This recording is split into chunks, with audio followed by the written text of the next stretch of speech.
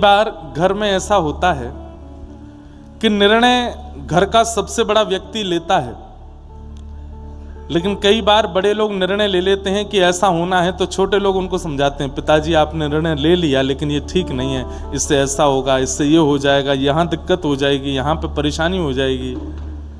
तो कई बार बड़े लोग निर्णय लेने के बाद भी छोटों की बात मान करके निर्णय को खत्म करते हैं। नहीं भाई देखो, हमारे बच्चों ने हमको समझाया, ये बात ठीक नहीं है। तो ऐसे ही श्री जी का और ठाकुर जी का निर्णय सर्वोपरि है पूरे विश्व में, लेकिन ब्रज में नहीं। ब्रज में तो ठाकुर जी और श्री जी अगर कोई निर्णय लेते हैं तो उसके बाद और जगह पे तो नीचे से फाइल ऊपर जाती है, यहां फाइल ऊपर से नीचे आती है।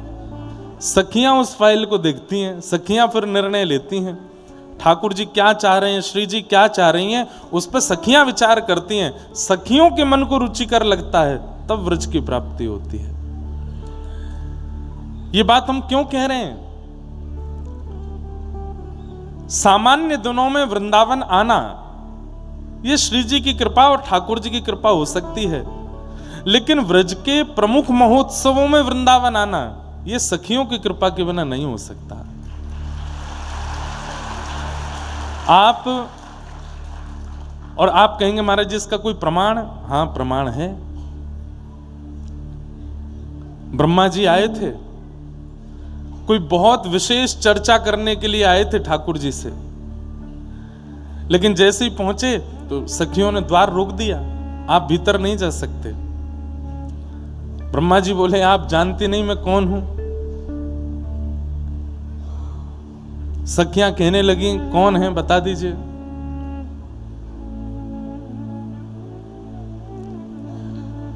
जय हो, विराजो। सखियां बोली कौन है बता दो। यहां द्वार पे कोई लग जाए ऐसे और कोई आवे तो उनको कहें कि बहुत धीमे से निकल के जावे, कथा में बिल्कुल बीच में ऐसे कोई विक्षेप ना हो, और हो सके तो द्वार बंद कर दें। अब जितने बैठे हैं वो बैठे रहें, बाकी सबको जहां जगह मिले बैठ जाएं।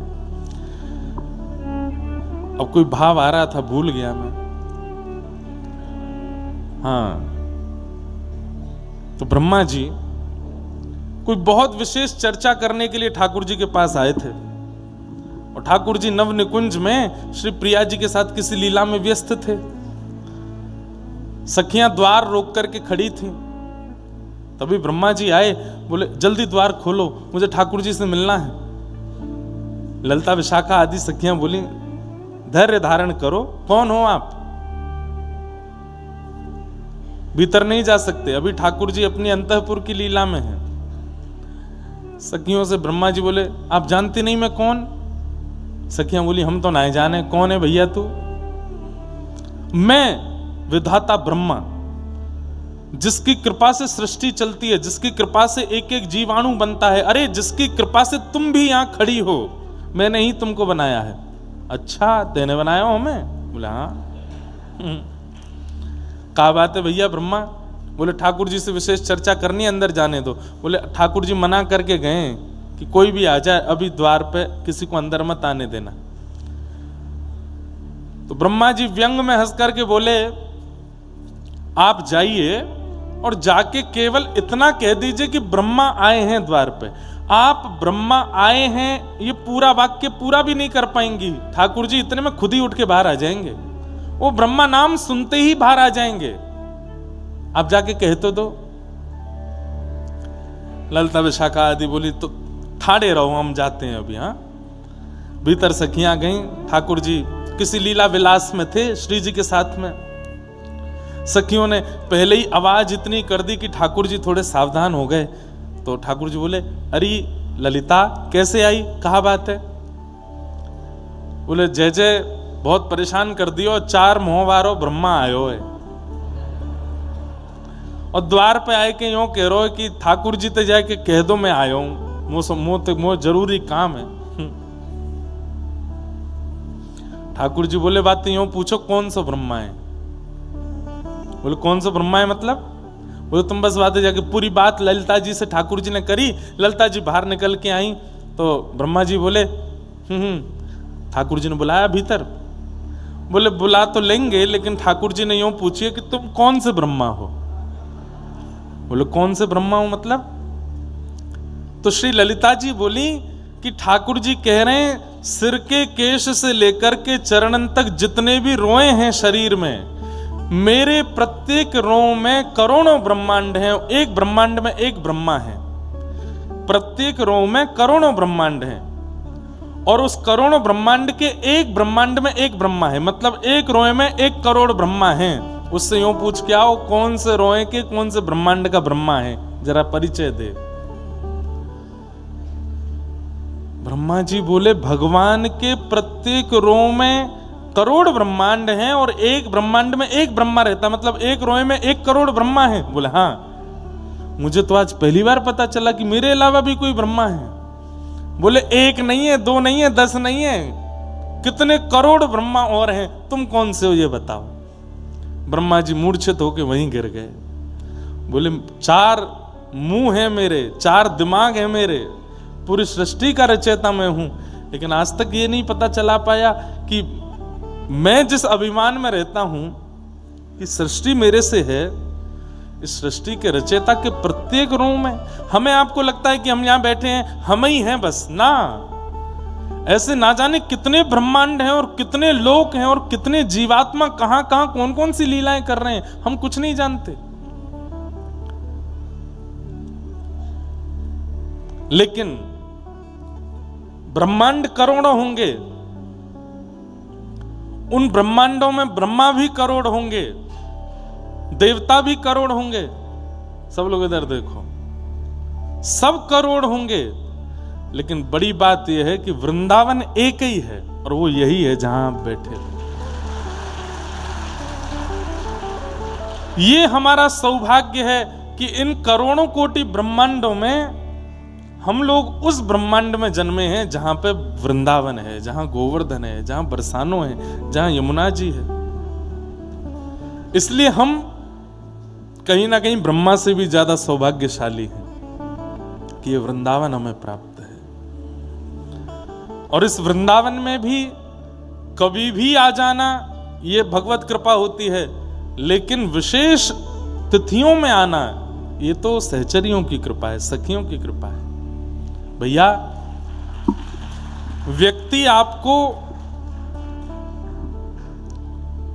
घर के फंक्शन में बुला सकता है, व्यक्ति आपको घर के बड़े कार्यक्रमों में बुला सकता है, लेकिन घर के निजी रोज होने वाली प्रसादी, जो जिसको आप डिनर बोलते हो या लंच बोलते हो, ब्रेकफास्ट, जो केवल घर के लोग ही कर रहे हैं भीतर ही भीतर, उसमें यदि कोई आपको आमंत्रित कर रहा है तो इसका मतलब आप विशेष हो। कोई रात्रि में कोई विशेष अपने घर में कुछ क्रिया कर रहा है, उसमें आपको आमंत्रित कर रहा है, इसका मतलब आप विशेष हो।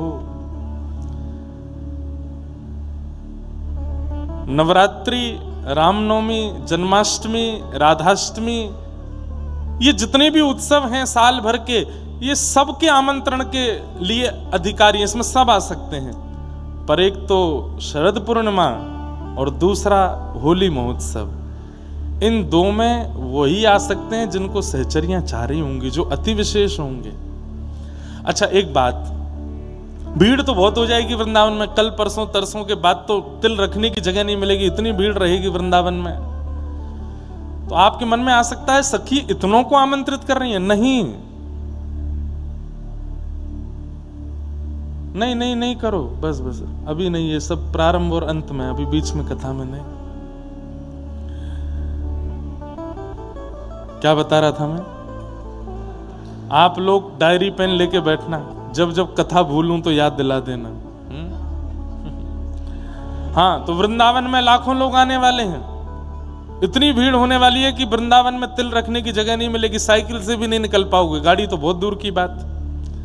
तो आपके मन में आएगा क्या सखियां इतनों को आमंत्रित कर रही हैं? नहीं भाई, भीड़ तो हो जाएगी, पर उस अंतःपुर का अनुभव, उस अंतःकरण की लीला का अनुभव सबको नहीं हो रहा होगा। एक बहुत सुंदर हमारे यहां पद गाते हैं, तेरे रंग की बलिहारी रसिया, तेरे रंग की बलिहारी रसिया।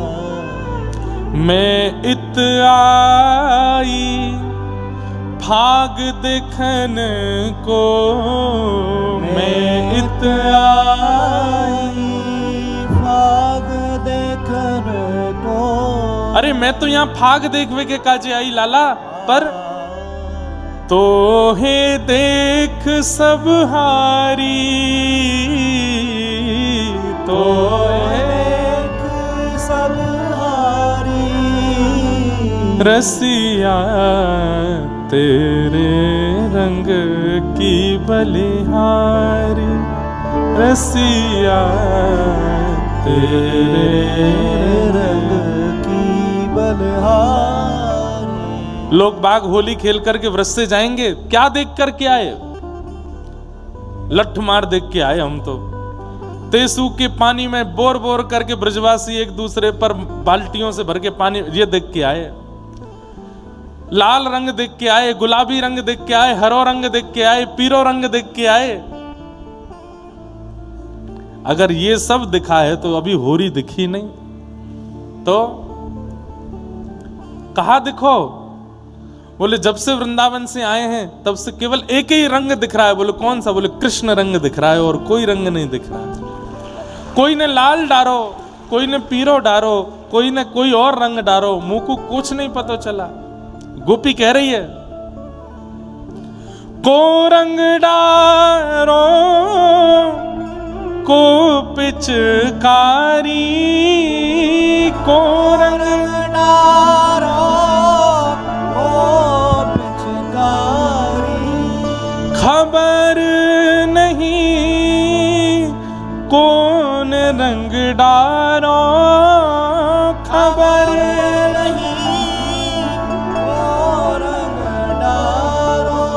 कौन दई पिचकारी, कौन दई पिचकारी। कौन ने रंग लगायो, कौन ने पिचकारी चलाई, मुंह को पता नहीं है। तो फिर तो पता कहाँ है? तब वो गोपी कहती है रंग में भीजी तेरे रंग में भीजी,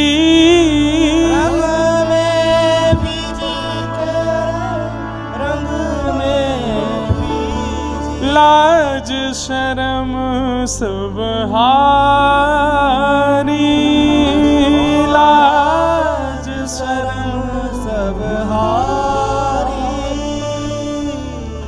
तेरे रंग की बलिहारी रसिया, तेरे रंग की बलिहारी रसिया, तेरे रंग की बलिहारी रसिया, तेरे रंग की बलिहारी रसिया।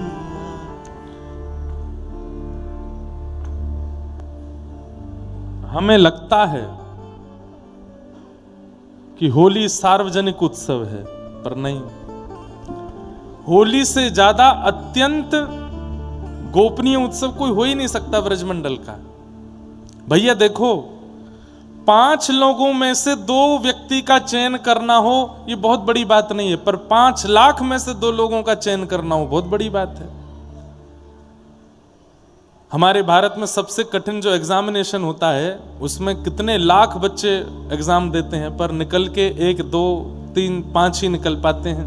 और उन बच्चों को इतना सौभाग्यशाली माना जाता है, भारतवर्ष उनका नाम जान जाता है कि भाई इन्होंने भारत की सबसे कठिन परीक्षा को पास करके अपना नाम रैंक में लेके आए।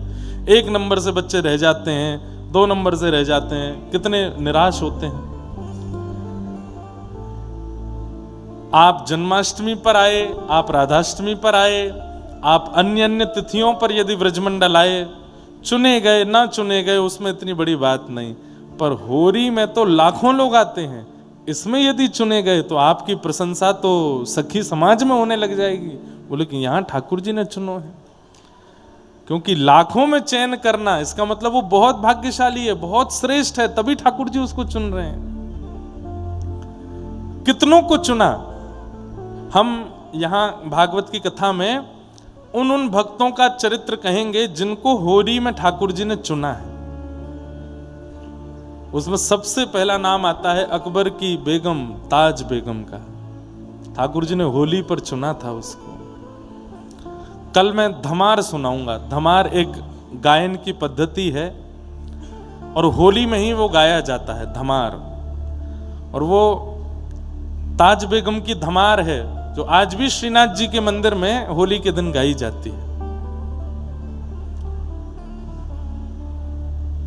बहुरी ढप बाज रहे री आज। पूरे व्रजमंडल का दर्शन ताज बेगम को हो रहा है। कैसे सब रंग उड़ा रहे हैं, कैसे एक दूसरे के गालों पर रंग मल रहे हैं, किस प्रकार से सब गोपियां सज के आई हैं, ठाकुर जी कैसे लीला कर रहे हैं, कैसे पिचकारी चला रहे हैं, सब भाव। पर जैसे ही सबका वर्णन करने लगी, ताज बेगम के मन में आया मुझे सब दिख गए, ठाकुर जी नहीं दिखे। इतने में ही मानसी में उसको दिखा कि असंख्य गोप ग्वाल सब फेंटा बांधे आए और वो जैसे ही किनारे भये तो बीच में श्याम सुंदर खड़े हैं। उनके चरण देखे, उनकी नाभि देखी, वक्ष देखा, ग्रीवा देखी। जैसे ही ठोड़ी पर दृष्टि पड़ी, मुखमंडल देखे ही नहीं पाई। ताज बेगम के उसी समय प्राण निकल गए, ठाकुर जी ले गए अपने संग। मुख नहीं देख पाई। तो जो पद रचना कर रही थी ताज बेगम, वो अधूरी रह गई। तब कहते हैं जैसे ही ताज बेगम के प्राण गए, आकाश में नील कांति का एक सुंदर बादल आया। अचानक से कमल नेत्र प्रकट हो गए बादल के। कोई और नहीं थे, ठाकुर जी थे। और बरसने लगे और वर्षा की ध्वनि में ही ठाकुर जी ने उस पद का अंतिम पंक्ति गाई। ठाकुर जी ने गाई। भगवान ने या तो जयदेव महाप्रभु के गीत गोविंद में कुछ गाया है या ताज बेगम की धमार में अंतिम पंक्ति ठाकुर जी ने गाई है। निरतत आवत, ये ठाकुर जी के शब्द हैं। निरतत आवत ताज के प्रभु, निरतत आवत ताज के प्रभु, गावे गीत धमार, गावे गीत धमार। निरतत आवत ताज के प्रभु, गावत गीत धमार। नाचते हुए ठाकुर जी आए हैं, गालों पर रंग लगा है, पूरे वस्त्रों पर कहीं कहीं छींटे रंगों के पड़े हैं। और तब इसी वृंदावन से ताज बेगम को अपने संग लेके निकुंज में चले गए ठाकुर जी। अकेली ताज बेगम। अष्ट सखाओं को भी होली का प्रवेश मिला, मीराबाई को भी होली में प्रवेश मिला। ऐसे कई हैं भक्तजन जिनको होली में प्रवेश मिला है। कई बरसाने की सखियां, नंदगाम की सखियां, गोवर्धन की सखियां जो कभी रास में नहीं आई थी, उनको भी ठाकुर जी ने होली में स्वीकार किया। ऐसे कई सखा। और बताएं, गैयाओं के संग होली कभी नहीं सुनी होगी, ठाकुर जी ने गैयाओं के संग भी होली खेली है, गैयाओं को भी प्रवेश दिलाया। होली को मतलब कहा है, बोले जन्म से लेके अब तक जो भी तैने कियो सब है गयो, मैंने सब भुलाए दियो, अब तू मेरो है। यही है होरी, मतलब जो होनो है गयो। मैं कोई को चिंतन नहीं कर रहा। तेने पूर्व में कहा कियो, तेने वास्य में कहा कियो, तेने कौन के संग कहा कियो, जो कियो सो कर दियो, मैंने सब भुलाए दियो, सब है गयो, होरी है गयो, अब तू मेरो है।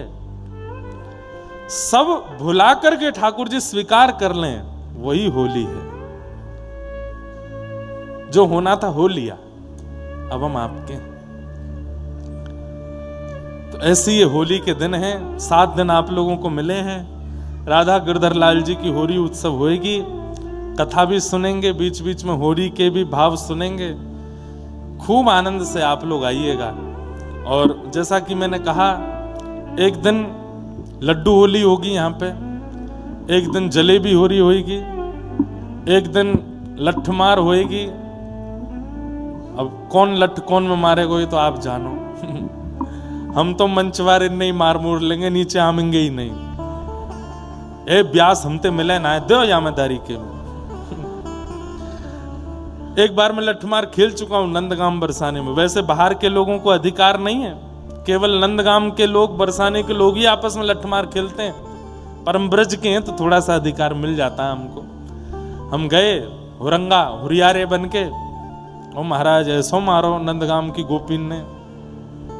और आपको पता है नंदगाम बरसाने में जब लठमार हो रही होती, कहीं लग जाए ना चोट, उसको चिकित्सा कराने डॉक्टर के पास नहीं जाते, ब्रज की रजई लेके वहां में लगा ले, है गए ठीक। वही चिकित्सा है उनकी। दुनिया में यदि कहीं लग गई और आपने नीचे से मिट्टी उठा के लगा ली तो आपको इन्फेक्शन हो जाएगा। लेकिन हमारे व्रज के जब हुरियारे होरी खेलें, कहीं लगा जाए तो नीचे से रज उठाई के लगा लें, वही तो ठीक है। आप मत करियो, आपको तो है जाएगा इन्फेक्शन।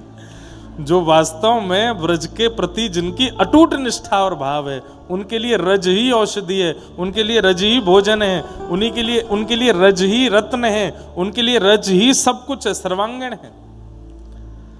तो ऐसे एक दिन लठमार होगी, एक दिन होली लड्डून की होगी, एक दिन जलेबी की होगी, एक दिन फूलन की होगी, और विश्राम दिन वादना तो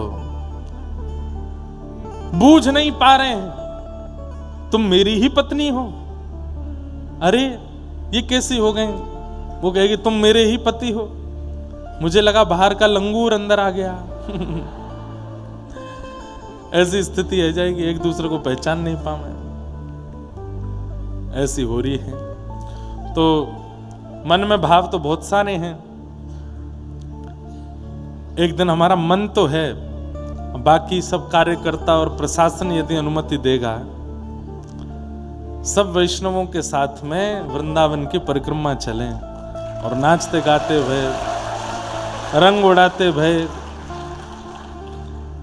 अनुमति मिल जाएगी प्रशासन से। तो एक दिन कथा के बाद रात्रि में प्रसाद आदि पक रात में लगाएंगे 2-3 बजे, ताकि तो बाकी की भीड़ न कम हो, और सुबह तक लगा के सीधे जमुना जी में कूदेंगे, यमुना स्नान करके ही आवेंगे। भाव तो बहुत सारे हैं, अब पूर्ति किस किस भाव की हो ये तो ठाकुर जी जाने। आप लोग जो भी सब यहाँ कथा के लिए आए हैं, कथा पहले बाहर कई जगह निश्चित की गई, कहाँ हो, वहाँ हो, इधर हो, पर अंत में लाल जी को पर्ची डाली तो लाल जी बोले हमारे घर के पास पोगला आश्रम में ही करो, ताकि यहाँ से लोग बागों को कथा के बाद कहीं दर्शन को भी जाना हो। राधा वल्लभ जी जाना, राधा रमण जी जाना, बिहारी जी जाना, मदन मोहन जी जाना, गोपीनाथ जाना, तो यहाँ सब पास हैं, आप लोग जा सकते हो। इसलिए कथा का क्रम बीच वृंदावन में ही रखा गया है।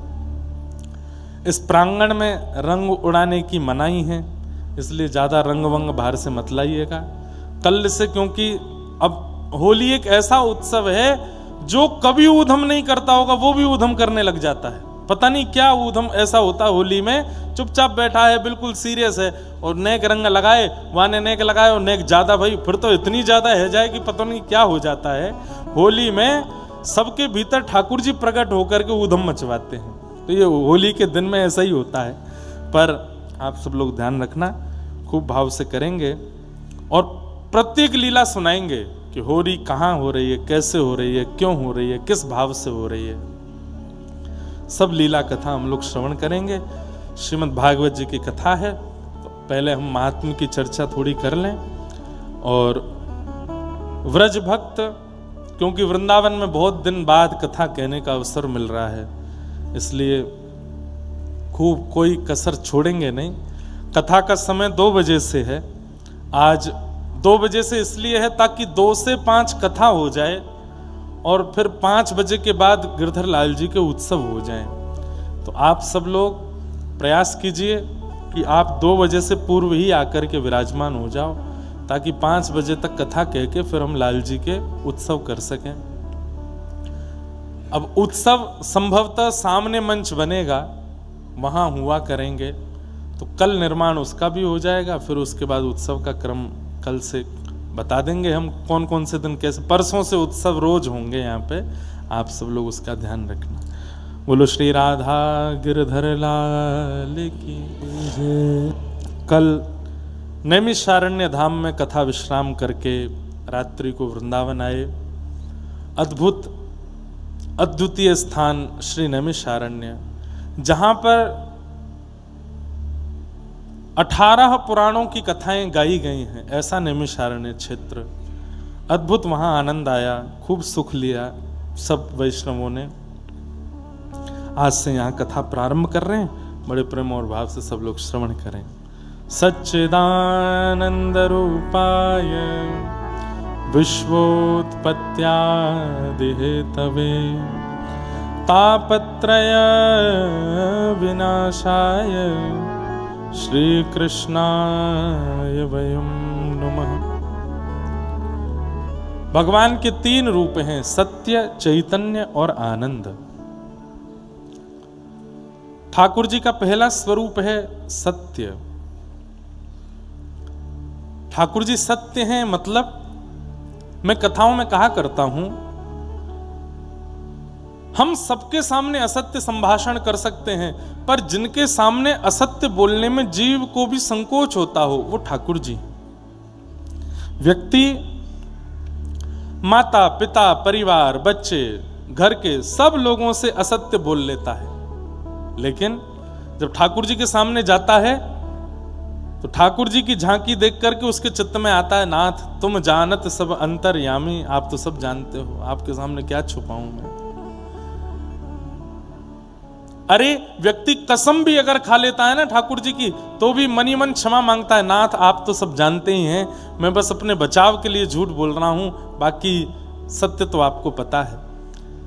तो जिसके मन में ये प्रगाढ़ विश्वास है कि ये सत्य जानते हैं, सत्य के ज्ञाता हैं, सत्य इनसे छुपा नहीं है, वही परमात्मा है। और कई बार ऐसी ही बुद्धि गुरु के प्रति भी हो जाती है। हम गुरु के स्वरूप को देख करके, गुरु की झांकी देख करके उनसे भी नहीं छुपा पाते। और एक बात कहूं, ऐसे अगर गुरु हैं कि जिनके सामने असत्य बोलने में घबराहट होती हो, तो समझिए उस गुरु के तत्व में ठाकुर जी हैं। पर कई बार ऐसा आपके निज संबंधों में भी होता है, पति पत्नी से झूठ नहीं बोल पाता, बाकी सबसे बोल लेता है, तो पत्नी के अंदर कोई ना कोई भगवत तत्व है, इसलिए झूठ नहीं बोल पा रहे। पत्नी पति से झूठ नहीं बोल पाती है, तो इसका मतलब पति में कोई भगवत तत्व है। कई माता पिता बच्चों से झूठ नहीं बोल पाते, सामान्य सा झूठ भी नहीं बोल पाते कि यार चलो शाम को तुमको घुमा के लाएंगे, तो कई बार माता पिता, अरे नहीं उसको झूठ नहीं बोलो, उससे झूठ नहीं बोलो, उसको सब सत्य सिखाओ। ऐसी भावना, सत्य की भावना जिसके प्रति भी रहती है, वो कोई ना कोई भगवत तत्व से युक्त व्यक्ति है। हाँ, कई लोगों के सामने सत्य भय के कारण बोला जाता है, भय के कारण नहीं, अकारण सत्य बोला जाता हो, अकारण ही सत्य प्रकट हो जाता हो, समझो उसमें कोई भगवत तत्व विद्यमान है। अच्छा एक बात और, किसी के सामने सत्य प्रकट होता हो तो हम ये बात मानते हैं कि उसमें भगवत तत्व विराजमान है। कई बार जिस व्यक्ति के अंदर भगवत तत्व होता है वो किसी से झूठ नहीं बोल पाता, वो सबके सामने सत्य ही बोलता है। स्वयं के ऊपर भगवत कृपा होती है, वो व्यक्ति भी असत्य संभाषण ज्यादा नहीं कर पाता। सत्य और असत्य की कई परिभाषाएं हैं। सत्य और असत्य को केवल बोलने और सुनने मात्र में नहीं रखा जा सकता। आपका विचार वह भी सत्य असत्य का आकलन करता है, आपका व्यवहार वह भी सत्य असत्य का आकलन करता है, आपकी जीने की पद्धति भी सत्य सत्य को बताती है। अब कई लोग हैं वो वैसे तो खूब उपद्रव करते हैं, सब खाते हैं, सब पीते हैं, सब उल्टी सीधी चीजें करते हैं, पर जब वृंदावन आना हो, जब अपने किसी धाम में तीर्थ में जाना हो, तो इतने बड़े भगत बन के जाते हैं कि रात में भी सोते हैं तो तिलक लगा के ही सोते हैं। कंठी माला पहने बिना कई वृंदावन में हाथ में माला झोली लिए ही घूमेंगे। उनका बस नहीं चलता, नहीं तो भोजन भी वो उल्टे हाथ से करें, इसमें माला ही जपते रहें। मैं किसी की निंदा नहीं कर रहा हूं, पर यह भी एक प्रकार का असत्य है। ठाकुर जी को मन में लगता है तू इतनी माला वास्तव में मन से करता है, बस दिखाने के लिए नहीं करना है, वह भी असत्य है। उसको भी ठाकुर जी स्वीकार नहीं करते। जो केवल दिखावे के लिए, केवल लोक रंजन के लिए ऐसी भावनाएं चित्त में रखता है। हमारे वृंदावन में जिन्होंने श्री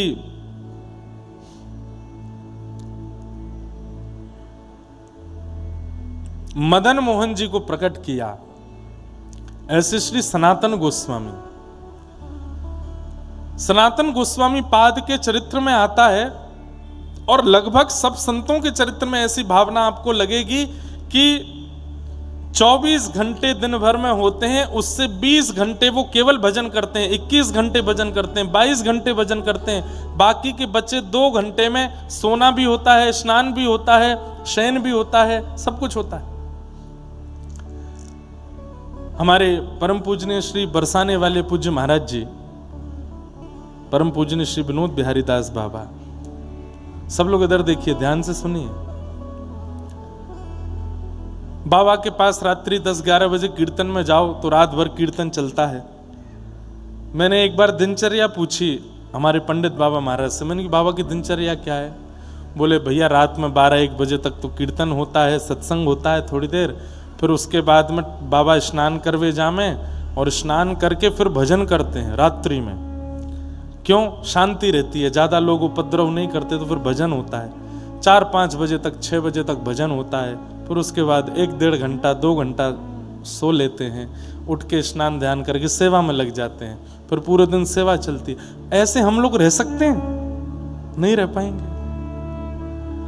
हम एक रात्रि नहीं सोते तो दूसरे दिन हमारे शरीर में स्थिति विचित्र होने लग जाती है।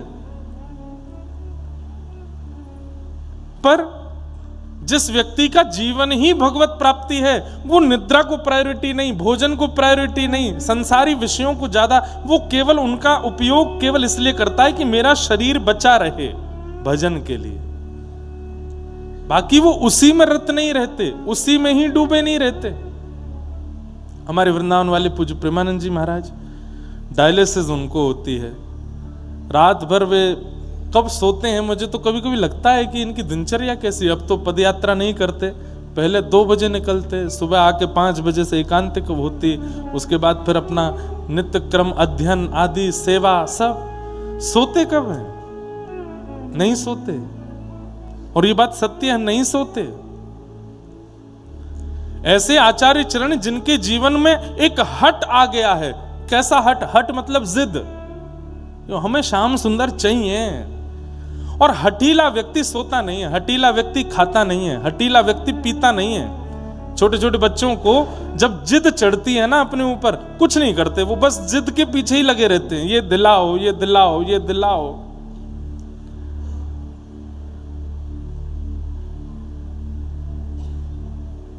लेकिन भगवत प्राप्ति की हट प्रेम से युक्त होती है। वहां जिद भी है, पर पीछे पड़ने वाली जिद नहीं है कि ठाकुर जी के प्राण खा गए मिलो हमको ना। जैसे राखो तैसे रहूं, जैसे राखो तैसे रहूं, मैं वैसे ही रहूंगा जैसे आप चाहोगे। पर नाथ, आपको भजना नहीं छोड़ूंगा, आपको रटना नहीं छोड़ूंगा, आपको याद करना नहीं छोड़ूंगा। ये मेरा अधिकार है, मुझे करने दीजिए। आपने तिरुपति बालाजी के दर्शन किए हैं? सब लोग इधर देखो, इधर देखो, इधर देखो। कर्ण पिशाचनी जितने भी लोग चला रहे हैं सब बंद कर दो। आज की कर्ण पिशाचनी फोन ही है। कथा में फोन नहीं चलाना है, बिल्कुल नहीं चलाना है। कम से कम 3 घंटा तो बिल्कुल शांति से सुनो। तिरुपति बालाजी के दर्शन किए?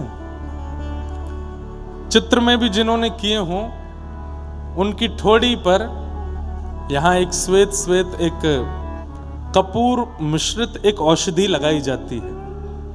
क्यों? कहते हैं तिरुपति ऊपर तिरुमला जो है वो पहाड़ पर है, नीचे तिरुपति है। और तिरुपति में एक वैष्णव अपनी गौशाला में गायों का दूध निकाल के नित्य लेके जाते थे। पैदल चढ़ के इतने भारी दूध के उन पात्रों को कंधे पर लाद के ऊपर लेके जाते और श्री वेंकटेश भगवान को दूध का भोग, जो भी सामग्री बनती या घी भी निकलना हो, छाछ बननी हो, मक्खन निकलना हो, सब उसी दूध से होता था। इतनी संख्या में दूध लेकर के नीचे से जाते। ठाकुर जी ने उनसे एक बार प्रकट होकर के कहा, देखो हमें तुम्हारी गैयाओं का निकला हुआ दूध बहुत प्रिय लगता है, पर तुम इतनी मेहनत करके ऊपर आते हो, ये मुझसे देखा नहीं जाता। तो बोले क्या करूं? बोले तुम मत आया करो, अब मत आया करो, हम अपनी व्यवस्था ऊपर कर लेंगे। हम वेंकटाधिपति हैं, लक्ष्मीपति हैं, कहीं ना कहीं से हमारी व्यवस्था हो जाएगी, आप ऊपर मत आया करो। तो वो जो ग्वारिया थे ना, उनके नेत्र सजल हो गए। बोले अच्छा, तो मतलब अब मेरी जगह किसी और को बैठाने वाले हो, मुझको परिवर्तित कर रहे हो, सेवक बदल रहे हो। हमारे गिरिराज जी वाले पंडित श्री गया प्रसाद जी महाराज कहते थे, ठाकुर जी आपके संग खेल रहे हैं, ये आपके ऊपर बहुत बड़ी कृपा है। ठाकुर जी कैसे खेलते हैं? कभी पैर फ्रैक्चर करा देंगे, कभी करोड़ों का नुकसान करवा देंगे, बच्चों को विपरीत कार्य करने में लगा देंगे, घर परिवार में कलेश द्वंद आदि प्रकट कर देंगे। इसका मतलब क्या? ठाकुर जी आपसे खेल रहे हैं। तो पंडित श्री गया प्रसाद जी महाराज कहते, भैया ठाकुर जी ते शिकायत मत करे करो कि लाला हमारे संग इतनो खेल काई को रहे हो।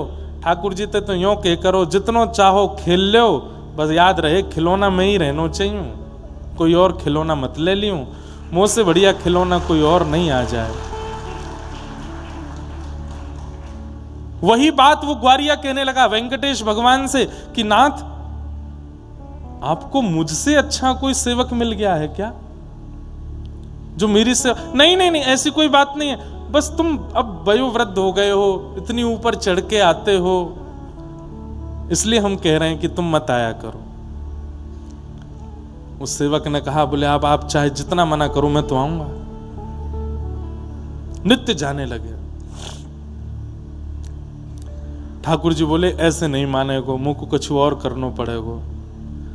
सो रात्रि में ठाकुर जी एक ग्वारिया का रूप बनाते, ऊंची धोती पहन करके, सिर पे स्वाफा बांध के और अपना मुंह ऐसे ढक करके ठाकुर जी ग्वारिया बन के जाते। और जैसे ही वो ग्वारिया जिसकी गौशाला थी वो सो जाता, ठाकुर जी जाते और सब गैयाओं को खड़ा करके थन में मुख लगा करके सबका दूध पियाते। दूसरे दिन उसने सुबह जैसे ही दूध निकाला तो एक गैया का भी दूध नहीं मिला। चिंतित हो गया, इतनी सारी गैया मेरी, इनका दूध गया कहां? ठाकुर जी आके पी जाते रात में, और ठाकुर जी स्वयं आते, आकर के गैयाओं का स्पर्श करते तो गैया इतनी मंत्रमुग्ध हो जाती कि कुछ ना रम्माती ना चिल्लाती, कुछ नहीं कहती, ठाकुर जी को दूध पीने देती। सबको दूध पी के ठाकुर जी चले जाते। हाँ हाँ, एक दिन निकला, 2 दिन निकले, 3 दिन निकल गए, दूध मिल ही नहीं रहा है। वो ग्वारिया सोचने लगा, मेरी गैया चरने जाती हैं, खूब प्रेम से चारा चरती हैं, पर दूध क्यों नहीं हो रहा है? और एकाध को नहीं हो, समझ में आती बात, एक गैया के भी दूध नहीं है। समझ गया कि कोई चोर आता है रात्रि में और आकर के चोरी कर जाता है। आज रात में सोने का बहाना बनाऊंगा, हाथ में लकुटी लेके बैठूंगा, जैसे ही मिलेगा उसकी खूब जोर से धुनाई करूंगा। रात में ऐसे आंख मीच करके लकुटी हाथ में लेकर के सोया, इतने में वेंकटादि भगवान, वेंकटेश भगवान आ गए। आ करके जैसे ही थन से मुख लगा करके पीने लगे, देख लिया इसने, जैसे ही लाठी लेकर के पीछे दौड़ा, लकुटी लेकर, रुक जा चोर चोर चोर, मेरी गैयाओं का दूध पीने आता है। ठाकुर जी वहां से बेचारे जैसे तैसे भागे। अब ठाकुर जी इतनी जोर से भागे, वो पकड़ तो पा नहीं रहा था, तो उसने अपनी लकुटी ऐसे घुमाई और जोर से घुमा करके मारी। ठाकुर जी उसी समय पीछे देख रहे थे कि ज्यादा पास तो नहीं आ गए, इतने में लकुटी आकर के यहीं लगी ठोड़ी पे। ठाकुर जी जैसे तैसे वहां से भाग करके ऊपर जाकर के खड़े हो गए तिरुपति भगवान। अब आज दूध मिल गया उसको, दूध निकाला, कंधे पर लाद करके ऊपर आया, बाहर से ही बोलता आ रहा है, क्षमा कर देना भगवान, 3 दिन आपको दूध नहीं दे पाया। अरे एक चोर मेरी ग्वारिया गौशाला में घुस आया था और उसके कारण ये, और आज मैंने उसके अच्छे से, पता नहीं कहीं तो उसके टूटे होंगे हाथ पांव, ऐसी जोर की लकुटी घुमा के मारी थी। अब याद रखिएगा जीवन में कभी दूध पीने नहीं आएगा। ठाकुर जी मंद मंद मुस्कुरा रहे थे, बोले अच्छा। उसने आकर के प्रणाम किया, दूध भोग सामने रखा। जैसे ही ठाकुर जी की झांकी देखी, ठोड़ी में से रक्त निकल रहा था, नेत्र सजल हो गए, घबरा गया। बोले जय जय, ये आपको किसने मारा? ये इतनी श्रम कैसे हुआ आपकी थोड़ी पे? भगवान बोले छोड़ो अब, रहने दो, क्या बताएं। नहीं नहीं बताओ। वो इंद्र भी होगा तो मैं स्वर्ग में जाकर के खींच के लाऊंगा उसको, किसने मारा आपको बताओ। ठाकुर जी बोले रहने दो, मत पूछो। भगवान एक बार नाम तो लीजिए आप उसका, कौन व्यक्ति है? तिरुपति का है, तिरुपति तिरुमला का है। तो ठाकुर जी बोले अच्छा, हमारे नगर के किसी व्यक्ति ने ऐसा किया? नाम बताइए आप, तुरंत नाम बताइए। ठाकुर जी बोले वो खंभ में जाके देखो, वहां उसका नाम लिखा है। उस खंबे में प्रतिबिंब लगा था, शीशा लगा था। उसने जाकर के देखा, तुम्हारा नाम वाम तो नहीं, उसी का शक्ल दिखने लगी। कहाँ है भगवान? यहाँ तो कोई नहीं। बोले कुछ दिख रहा है? बोले ये तो प्रतिबिंब है, इसमें मैं ही दिख रहा हूं। बोले हाँ, इसने ही मारा है। ठाकुर जी बोले इसने ही मारा है। चरणों में गिर गए, रोने लगे। बोले नाथ मैंने ऐसा नहीं किया। बोले 3 दिन से चोर आ रहा था? बोले हाँ। बोले तुमने एक बात विचार नहीं की? बोले क्या? हजारों गायों का एक व्यक्ति दूध कैसे पी सकता है? हजारों गायों का एक व्यक्ति दूध पी सकता है? नहीं। हजारों गायों का दूध कौन पी सकता है? केवल परमात्मा पी सकते हैं। तो बोले वो चोर कोई और नहीं, हम ही आए थे। तुम हमारी बात नहीं मान रहे थे, रोज ऊपर लेकर के दूध चले आते हो तिरुपति में। अब तुम नहीं माने तो हमने सोचा कि ऐसा क्या करें कि तुमको आना ना पड़े, हम ही नीचे आके गैयाओं का दूध पी जाते थे। पर आज तुमने ऐसी सेवा करी हमारी, है इतनी जोर से लकुटी मारी। चरणों में गिर गए। तुरंत एक औषधि बना करके ठाकुर जी की थोड़ी पर लगाई। प्रभु मेरे प्राण ले लीजिए, मेरे हाथ पैर कटवा दीजिए, मैं अब जीना नहीं चाहता, मैंने अपने नाथ को कष्ट दिया। ठाकुर जी बोले नहीं, अब तुम्हारी याद में जब तक पृथ्वी पर मेरा ये धाम तिरुपति विराजमान है, मैं नित्य इस औषधि को यहां लगाऊंगा ताकि तुम्हारी याद रहे। कुछ मांग लो, मैं तुमसे बहुत प्रसन्न हूं। तब उस भक्त ने क्या मांगा कि नाथ सेवा करना मेरा अधिकार है, वो अधिकार मुझसे छीनिए मत। नित्य दूध निकालना, पात्र में रखना, चढ़ करके अब लाद के ऊपर लाना, आपको लगता है कि मुझे बहुत श्रम होता है, पर मुझे श्रम नहीं होता है। वो मेरा सौभाग्य है, मेरा अधिकार है। मैं कुछ नहीं जानता, केवल कम से कम एक गुण मेरे पास है, दूध निकाल के आपकी सेवा में लाना। वो मुझसे मत छीनिए नाथ, और मुझे कुछ नहीं चाहिए। ये अधिकार मुझसे मत छीनिए, ये मेरा अधिकार है, मुझे दे दीजिए। ठाकुर जी प्रसन्न हो गए और फिर अंतिम श्वास तक उस भक्त की वो सेवा चलती ही रही। सेवा हमारा अधिकार है, और वो अधिकार कुम्मन दास जी के चरित्र में आता है कि यहीं गिरिराज जी के पास में पारासौली एक गांव है, कुम्मन दास जी का गांव है। वहां आज भी कुम्मन दास जी के खेत बताए जाते हैं। कुम्मन दास जी खेती करते थे और श्री ठाकुर जी, श्रीनाथ जी दोपहर में 12 बजे के बाद जब मंदिर बंद हो जाता तो आते और अपनी पीताम्बरी में बीज ले लेते और आगे हल लेकर के कुम्मन दास जी चलते और पीछे बीज डालते हुए ठाकुर जी चलते, ऐसे बीज पधराते हुए कुम्मन दास जी के खेत में। कुम्मन दास जी कहते जय जय, आगे कींच है रही है, बहुत बहुत गड्ढो है, आप आगे मत जाओ, लाओ बीज मोकू दे दो, मैं कर आऊं। ठाकुर जी बोले ना है, मेरे भक्त को खेत है, मेरा अधिकार है, मैं तो करूंगा। और ठाकुर जी ऐसे घुटने घुटने तक कींच में प्रवेश कर जाते कुम्मन दास जी के साथ। वहीं फिर आनंद है तो कभी कभी कींच उठा के कुमनदास जी पे मारते, दोनों खेलने लगते। वो सुख तो अद्भुत है। पर कहते हैं जैसे ही संध्या के 4 बजते और 4 साढ़े 4 बजे मंदिर खुलने के घंटे घड़ियाल बजते तो ठाकुर जी वहां बीज डलवा रहे हैं कुम्मनदास जी के संग। फिर भी कुम्मनदास जी हाथ पैर धोकर के मंदिर भागते। ठाकुर जी बोले, ए कुम्मना, मैं तो तेरे संग ठाड़ा हूं यहीं पे, फिर काई गुजारो है? मैं तो तेरे संग ठाड़ा हूं, तेरे संग सबरी लीला कर रहा हूं, फिर काई गुजारो है? तो कुम्मनदास जी कहते, जब आप मेरे जीवन में ऐसी लीला करने नहीं आते थे तब आप मुझे मंदिर में ही मिलते थे। जब आपने मेरे ऊपर कृपा नहीं की थी, अनुग्रह नहीं किया था, तब आप मुझे मंदिर में ही मिलते थे। जब आप मेरे खेत में नहीं आते थे, मेरे घर में नहीं आते थे, तब मुझे आप मंदिर में ही मिलते थे। जिस मंदिर ने मुझे आपको प्रदान किया, आज आपके मिलने के बाद उस मंदिर को मैं नहीं छोड़ूंगा, वो मेरा अधिकार है।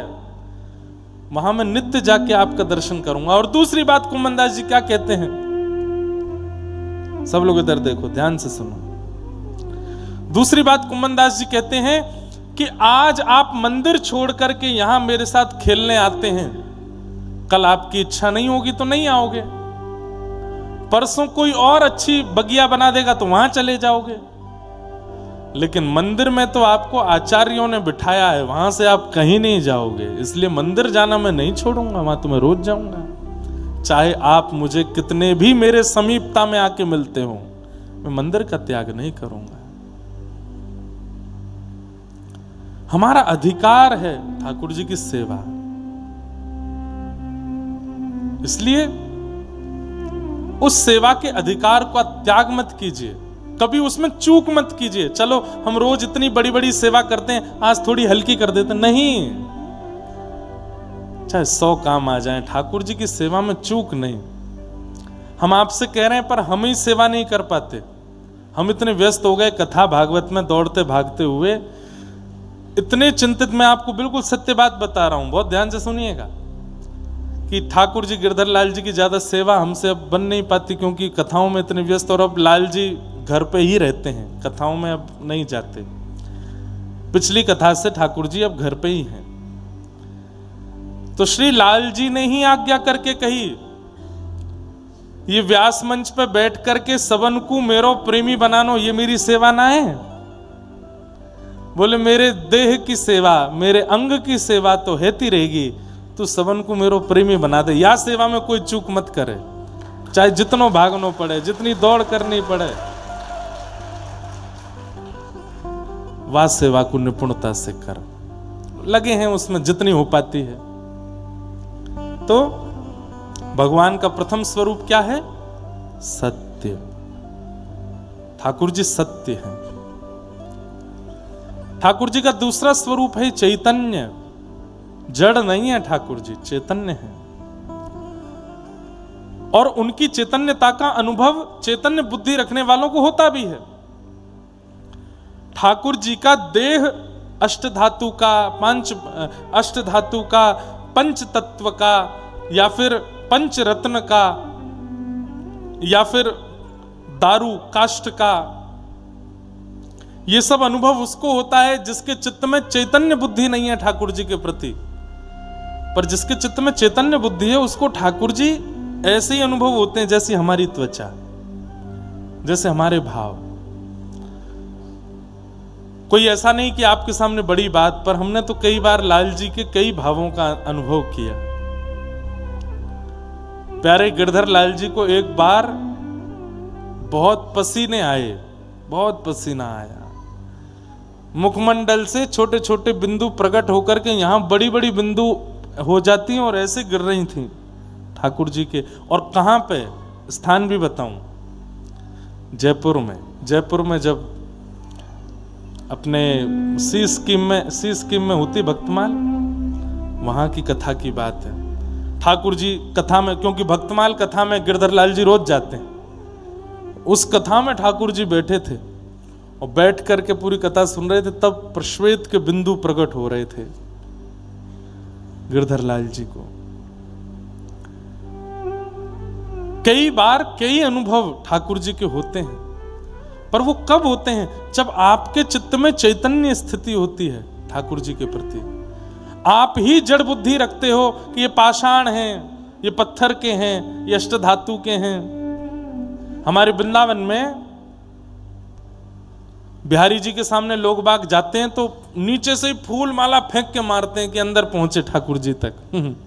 अभी होली के दिनों में श्री बिहारी जी के आगे एक झीना सा एक पर्दा लगा के रखते हैं, क्योंकि छाई उजियारी चलो पिया नटवर गिरधारी, शरद की छाई उजियारी चलो पिया नटवर गिरधारी, रास में चल श्यामा प्यारी, बाट सब देखें ब्रज नारी, रास में चल श्यामा प्यारी, बाट सब देखें ब्रज नारी।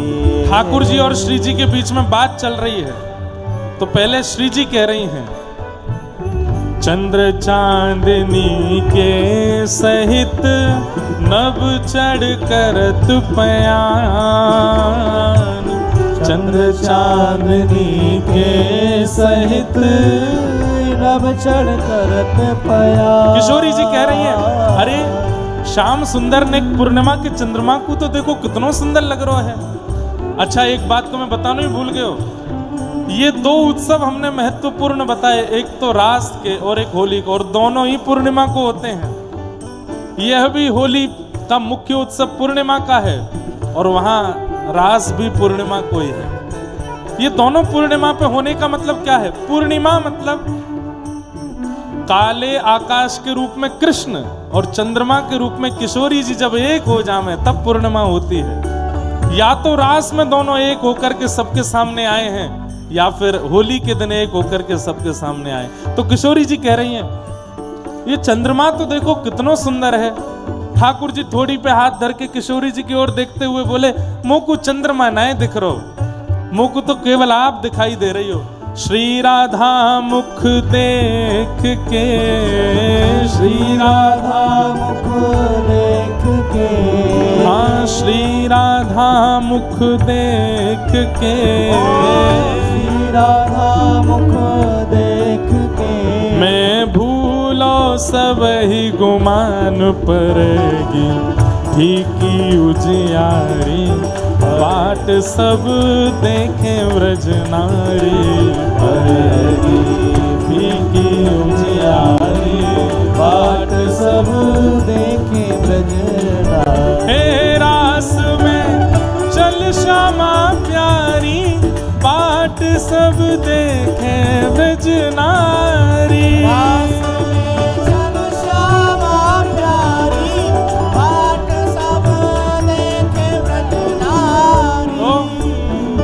क्या चर्चा हुई? किशोरी जी बोली, पूर्णिमा को चंद्रमा कितना सुंदर है ने, एक देखो तो। ठाकुर जी बोलो, मेरी दृष्टि कोई पूर्णिमा को ना जाने, मैं तो केवल आपके मुखमंडल को देख रहा हूं, आपके आगे कोई पूर्णिमा को चंद्रमा रह सके? किशोरी जी बोली, ऐसी बात कैसे बनानो आवे आप पे? सहज टेढ़ बतरान में टेढ़ो है तेरो अंग, सहज टेढ़ बतरान में टेढ़ो है तेरो अंग, सहज टेढ़ बतरान में टेढ़ो है तेरो अंग,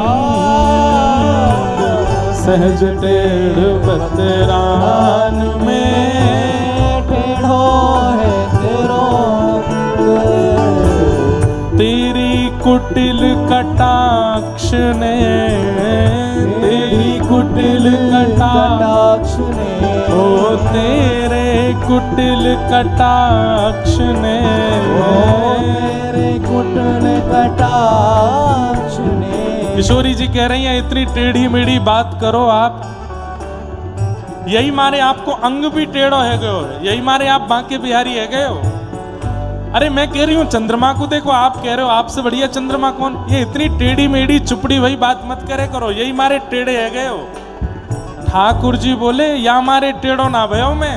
तो यशोदा मैया के मेरे अंग जो हैं वो मक्खन से ज्यादा कोमल हैं, और अगर कोई बिना पलक झपके मेरे अंगन को देख ले तो मेरा अंग उतनो पिघल जाए। हे श्यामाजू, हे किशोरी जी। बोला हाँ, आप इतने आंख फाड़ फाड़ के मेरी कमर की ओर देखें, या मारे मेरा कमर टेढ़ी है गई, मेरे चरणन को देखें या मारे मेरे चरण टेढ़े। अरे कहाँ बताऊं, मेरो मुकुट देखो तो मुकुट भी टेढ़ो है गो है।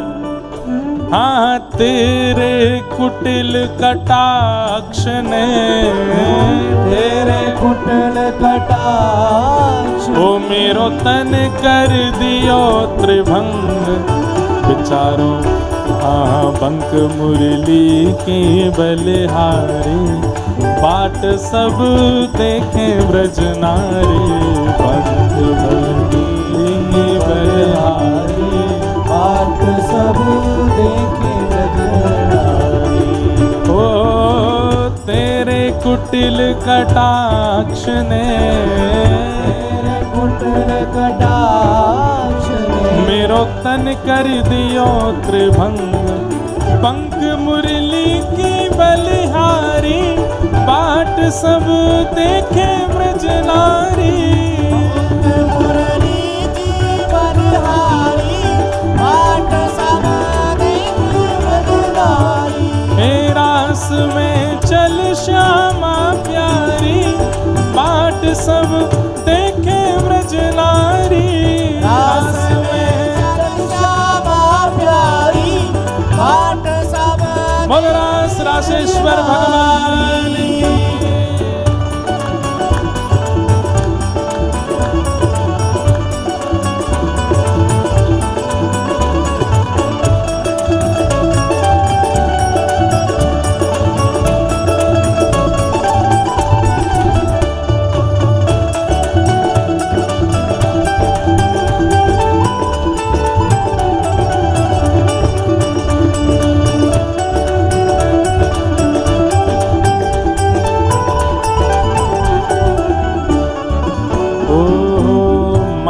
ढीठ की बात को कौन करे सम्मान। महाढीठ की बात को कौन करे सम्मान। महाढीठ की बात को कौन करे सम्मान। महाढीठ की बात को कौन करे सम्मान।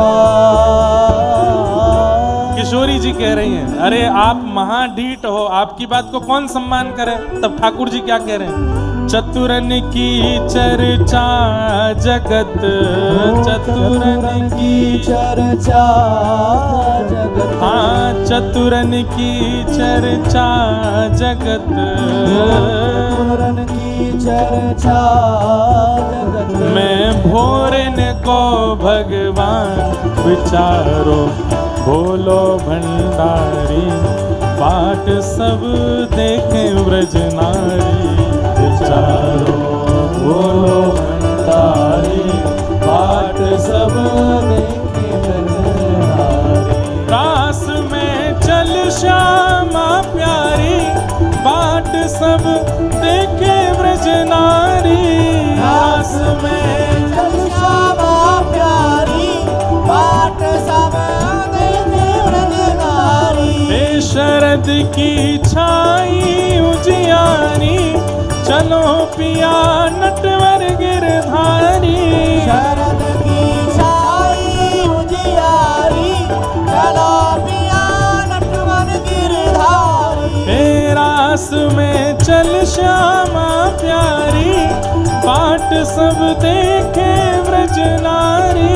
रास में चल श्यामा प्यारी, बाट सब देखे ब्रज नारी। गोविंद राधे गोपाल राधे, गोविंद राधे गोपाल राधे।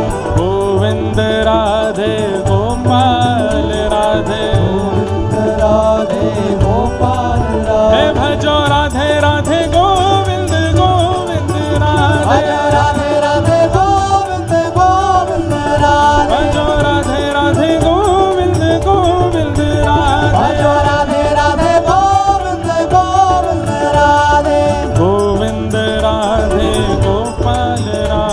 गोविंद राधे गोपाल राधे गोविंद राधे गोपाल राधे गोविंद राधे गोपाल राधे हरि गोविंद राधे गोपाल राधे गोविंद राधे गोपाल राधे हरि गोविंद राधे गोपाल राधे गोविंद राधे गोपाल हे राधे भजो भजो भजो राधे राधे गोविंद गोविंद राधे राधे राधे गोविंद गोविंद राधे श्री राधे राधे गोविंद गोविंद राधे राधे राधे गोविंद गोविंद राधे भजो राधे राधे गोविंद गोविंद राधे राधे राधे गोविंद गोविंद राधे भजो राधे राधे गोविंद गोविंद राधे राधे राधे गोविंद गोविंद राधे श्री राम राधे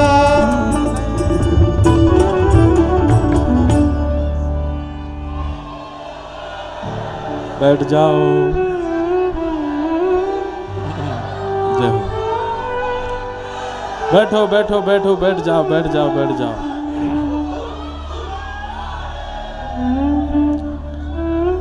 सहज टेढ़ बतरान में टेढ़ो है तेरो अंग सहज टेढ़ बतरान में टेढ़ो है तेरो अंग पर ठाकुर जी क्या कह रहे हैं तेरे कुटिल कटाक्ष ने तेरे कुटिल कटाक्ष ने मेरो तन कर दियो त्रिभंग बंक मुरली की बलिहारी चलो पिया नटवर गिरधारी बंक मुरली की बलहारी चलो पिया अरे श्यामाजू जब से आपने मेरी कमर नैन भर के देख ली है तब तो टेढ़ी है गई है ये जब ते आपने ये आंख बिना झपकाए मेरो मुकुट देख लियो तब तो टेढ़ो है गो ये सोचो कहां किशोरी जी तप्त कांचन गौरांगी श्री राधे वृंदावनेश्वरी जो इतनी कोमल हैं कि जब कमल के पराग जो कि विश्व में सबसे कोमल है कमल का पराग यहां से आने जाने वाले लोग थोड़ा संकोच में आवे अंदर बिल्कुल ऐसे चले ना आवे नहीं तो हम भूल भाल जाते हैं हमें लगता पता नहीं कोई राष्ट्रपति आए हैं कैसे समझाएं तो क्या बता रहा था मैं कमल की पराग जब आप कमल खोलेंगे कमल के बीच के तंतु में उसमें पराग है वो इतनी कोमल होती है कि छू दो तो उसकी पीलिमा अपने हाथ पे आ जाती है वो पराग बिछाई गई हैं वृषभानु भवन में और श्री जी सुबह उठ करके स्नान ध्यान करके जब निकसी हैं तो पराग पे चरण जब रख रही हैं तो वो पराग भी किशोरी जी को चुभ रहा है सोचो कितनी कोमल है हमारी किशोरी जी और ठाकुर जी उनसे कह रहे हैं कि हे श्यामाजू आप बिना पलक झपकाए अगर मेरी ओर देखें तो मेरी कमर टेढ़ी है जाए इतनी कोमलांगी श्री किशोरी जी के कोमल नेत्रों की कटाक्ष जब ठाकुर जी को इतना लग सकती है हम लोग तो कितने निष्ठुर हैं हम तो ऐसे देखते हैं आंख गाड़ करके ठाकुर जी को इसलिए हमारी व्रज की परंपरा में नियम है झरोके से देखो ठाकुर जी को थोड़ी झीनी सी चद्दर नेक आंखन के आगे लेके देखो ठाकुर जी को क्यों कहीं हमारे नेत्रों की तीक्ष्णता चुभे नहीं ठाकुर जी को इतने कोमल हैं श्री श्याम सुंदर इतनी चैतन्यता का भाव बताया जा रहा है हम उन्हें पाषाण कैसे मान सकते हैं हम उन्हें पत्थर का कैसे मान सकते हैं जब आप इतनी चिंता इतना चिंतन रखेंगे भगवत दर्शन में तो पाषाण के ठाकुर जी हों मार्बल के ठाकुर जी हों अष्ट धातु के हों अपने आप चैतन्य हो जाएंगे अपने आप चैतन्यता का अनुभव कराने लगेंगे एक व्यक्ति मुझसे बोला बोले महाराज जी हमको पर्दा करने की क्या जरूरत है हम चश्मा पहनते तो हैं तो जो नेत्रों की तीक्ष्णता होगी नहीं लगेगी ठाकुर जी को आपको क्या लगता है नेत्रों से कोई रेज निकलते हैं क्या जो ठाकुर जी को टेढ़ा मेढ़ा करेंगे नहीं, नेत्रों से भाव प्रकट होता है, और उस भाव में अगर कहीं स्वार्थ की दुर्गंध होगी ना, ये वृंदावन है, यहां स्वार्थ से नहीं देखा जाता ठाकुर जी को, निस्वार्थ से देखा जाता है।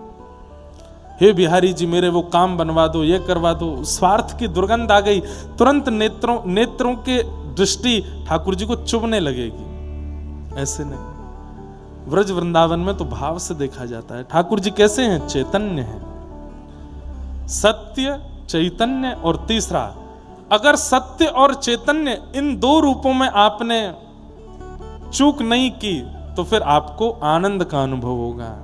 आनंद की अनुभूति ठाकुर जी कराएंगे। सच्चिदानंद रूपाय, ये भगवान के तीन रूप हैं, सत्य, चैतन्य और आनंद। विश्वोत्पत्त्यादि हेतवे, विश्व की उत्पत्ति, पालन और संहार के जो हेतु हैं। तापत्रय विनाशाय श्री कृष्णाय वयं नमः। बंधुओं देखो, ऐसे श्री कृष्ण को हम प्रणाम करते हैं, जो तीन रूप, तीन गुण और तीन कर्मों से युक्त हैं।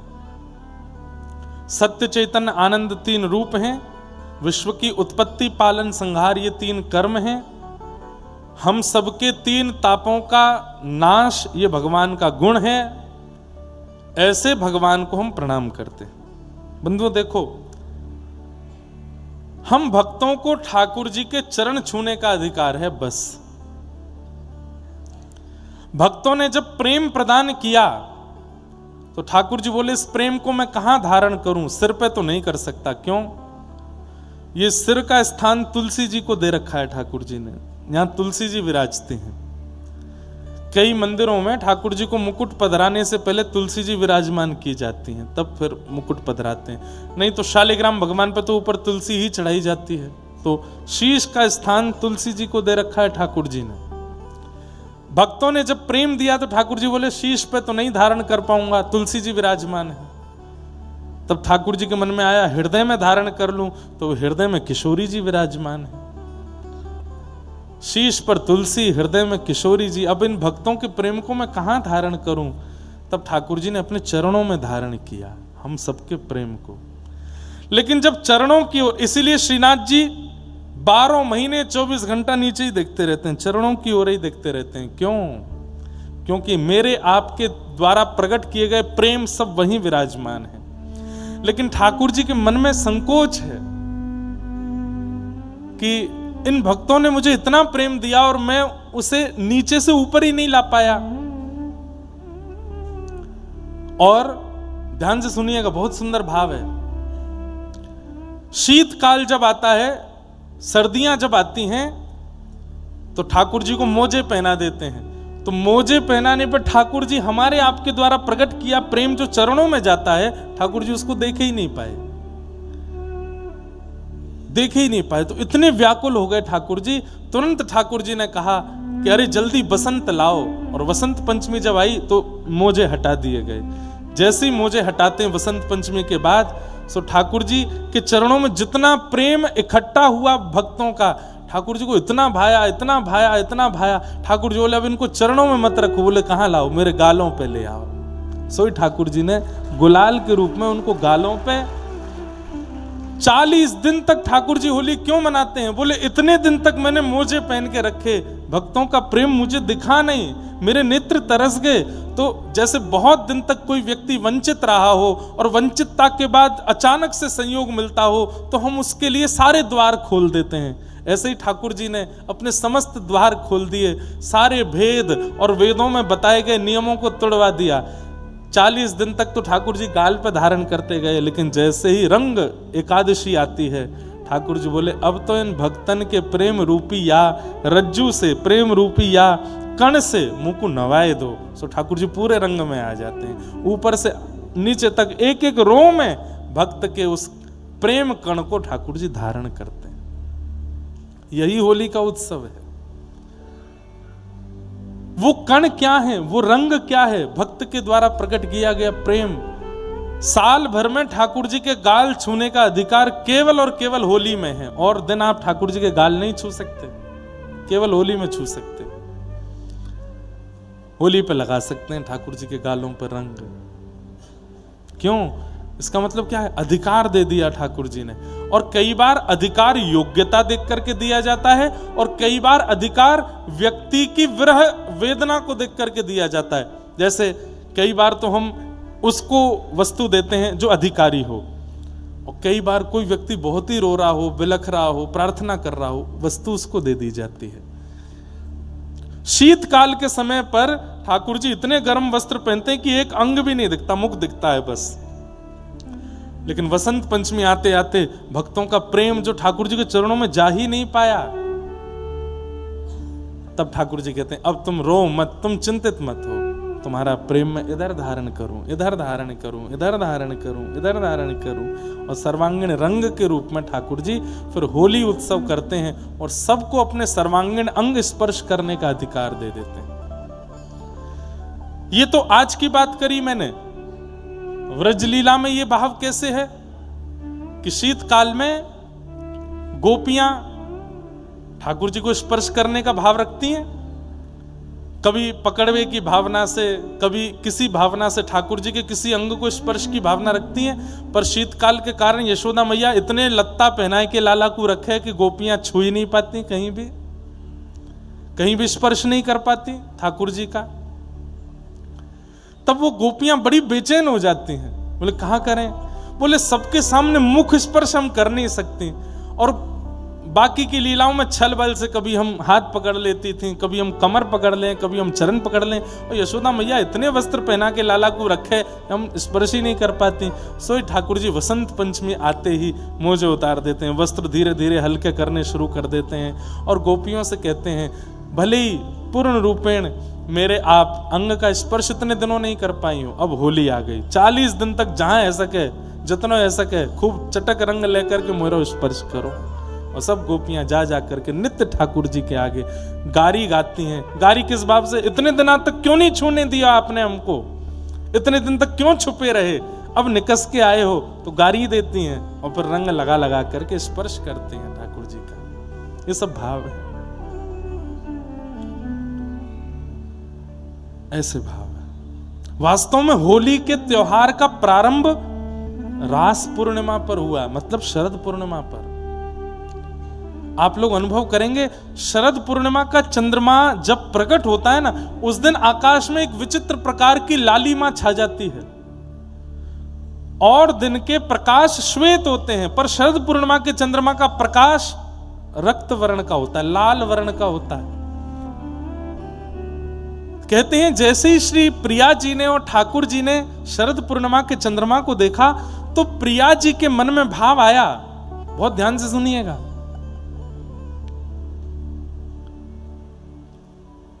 अमावस्या से लेकर के पूर्णिमा तक ये आकाश रूपी प्रियतमा अपने चंद्र रूपी प्रियतम की प्रतीक्षा करती है। अमावस्या से लेकर के पूर्णिमा तक आकाश रूपी प्रियतमा, प्रियतमा मतलब पत्नी, आकाश पत्नी है और उसका पति चंद्रमा है, या फिर ऐसा कह लो आकाश पति है और चंद्रमा उसकी पत्नी है। तो दोनों की बातें हैं, वहां चंद्रमा भी विरह में है, आकाश भी विरह में है कि हमारा मिलन पूर्ण कब होगा। तब अमावस्या से लेकर के दिन ब दिन चंद्रमा की कलाएं बढ़ती जाती हैं, और जिस दिन पूर्ण चंद्रमा होता है पूर्णिमा के दिन, उस दिन आकाश में एक विचित्र प्रकार का रंग जैसा घुलता है। थोड़ी देर के लिए ही दिखता है वो, जब लाल लाल चंद्रमा की लाल रेशें आकाश को लालिमा से रंगित कर देती हैं, तब किशोरी जी देख करके उसके प्रति भाव रखती हैं। ऐसा लगा मानो कि श्याम सुंदर श्री कृष्ण बहुत वर्षों बाद मेरे समीप आए हों और आकर के प्रेम भाव से ये लाल रंग से मेरे अंग को रंग रहे हों। और यही भाव जाकर के किशोरी जी ने जब ठाकुर जी को बताया, सोई ठाकुर जी गुलाल लेकर के आए, बोले आपके मन को भाव है तो फिर ये होना चाहिए। और तुरंत ठाकुर जी ने गुलाल लेकर के किशोरी जी के अंग प्रत्यंगों पर लगा करके होली का उत्सव प्रारंभ किया। एक बहुत सुंदर पद है भैया, देखो वृंदावन की कथा है, यहां मैं बार बार कहीं इधर उधर जाऊं तो फिर चिंतित मत होना। यहां भाव बहुत आ रहे हैं चित्त में। लाल गोपाल गुलाल हमारी आँखिन में जिन डारो जू। लाल गोपाल गुलाल हमारी आँखिन में जिन डारो जू। केसर रंग सो भरी पिचकारी। केसर रंग सो भरी पिचकारी। हाँ केसर रंग सो भरी पिचकारी। केसर रंग सो भरी पिचकारी। मोमंगन मत मारो जू। लाल गोपाल गुलाल हमारी आँखिन में जिन डारो जू। लाल गोपाल गुलाल हमारी आँखिन में जिन डारो जू। बहुत सुंदर, इतने अच्छे अच्छे पद हैं व्रज होली के। आहा, हमारा बस चले तो हम यही गाते सुनाते रहें, इन भावों से भारी नहीं जावें। केवल रंगों की चर्चा और होरी के रसिया ठाकुर जी की चर्चा, यही भाव चलते रहें, इन्हीं भावों में हम सब निमग्न होते रहें, ऐसी भावना रहती चित्त में। गावो राग परस्पर हिल मेल। गावो राग परस्पर हिल मेल। गावो राग परस्पर हिल मेल। गावो राग परस्पर हिल मेल। फागुन नेह निभाओ जू। फागुन नेह निभाओ जू।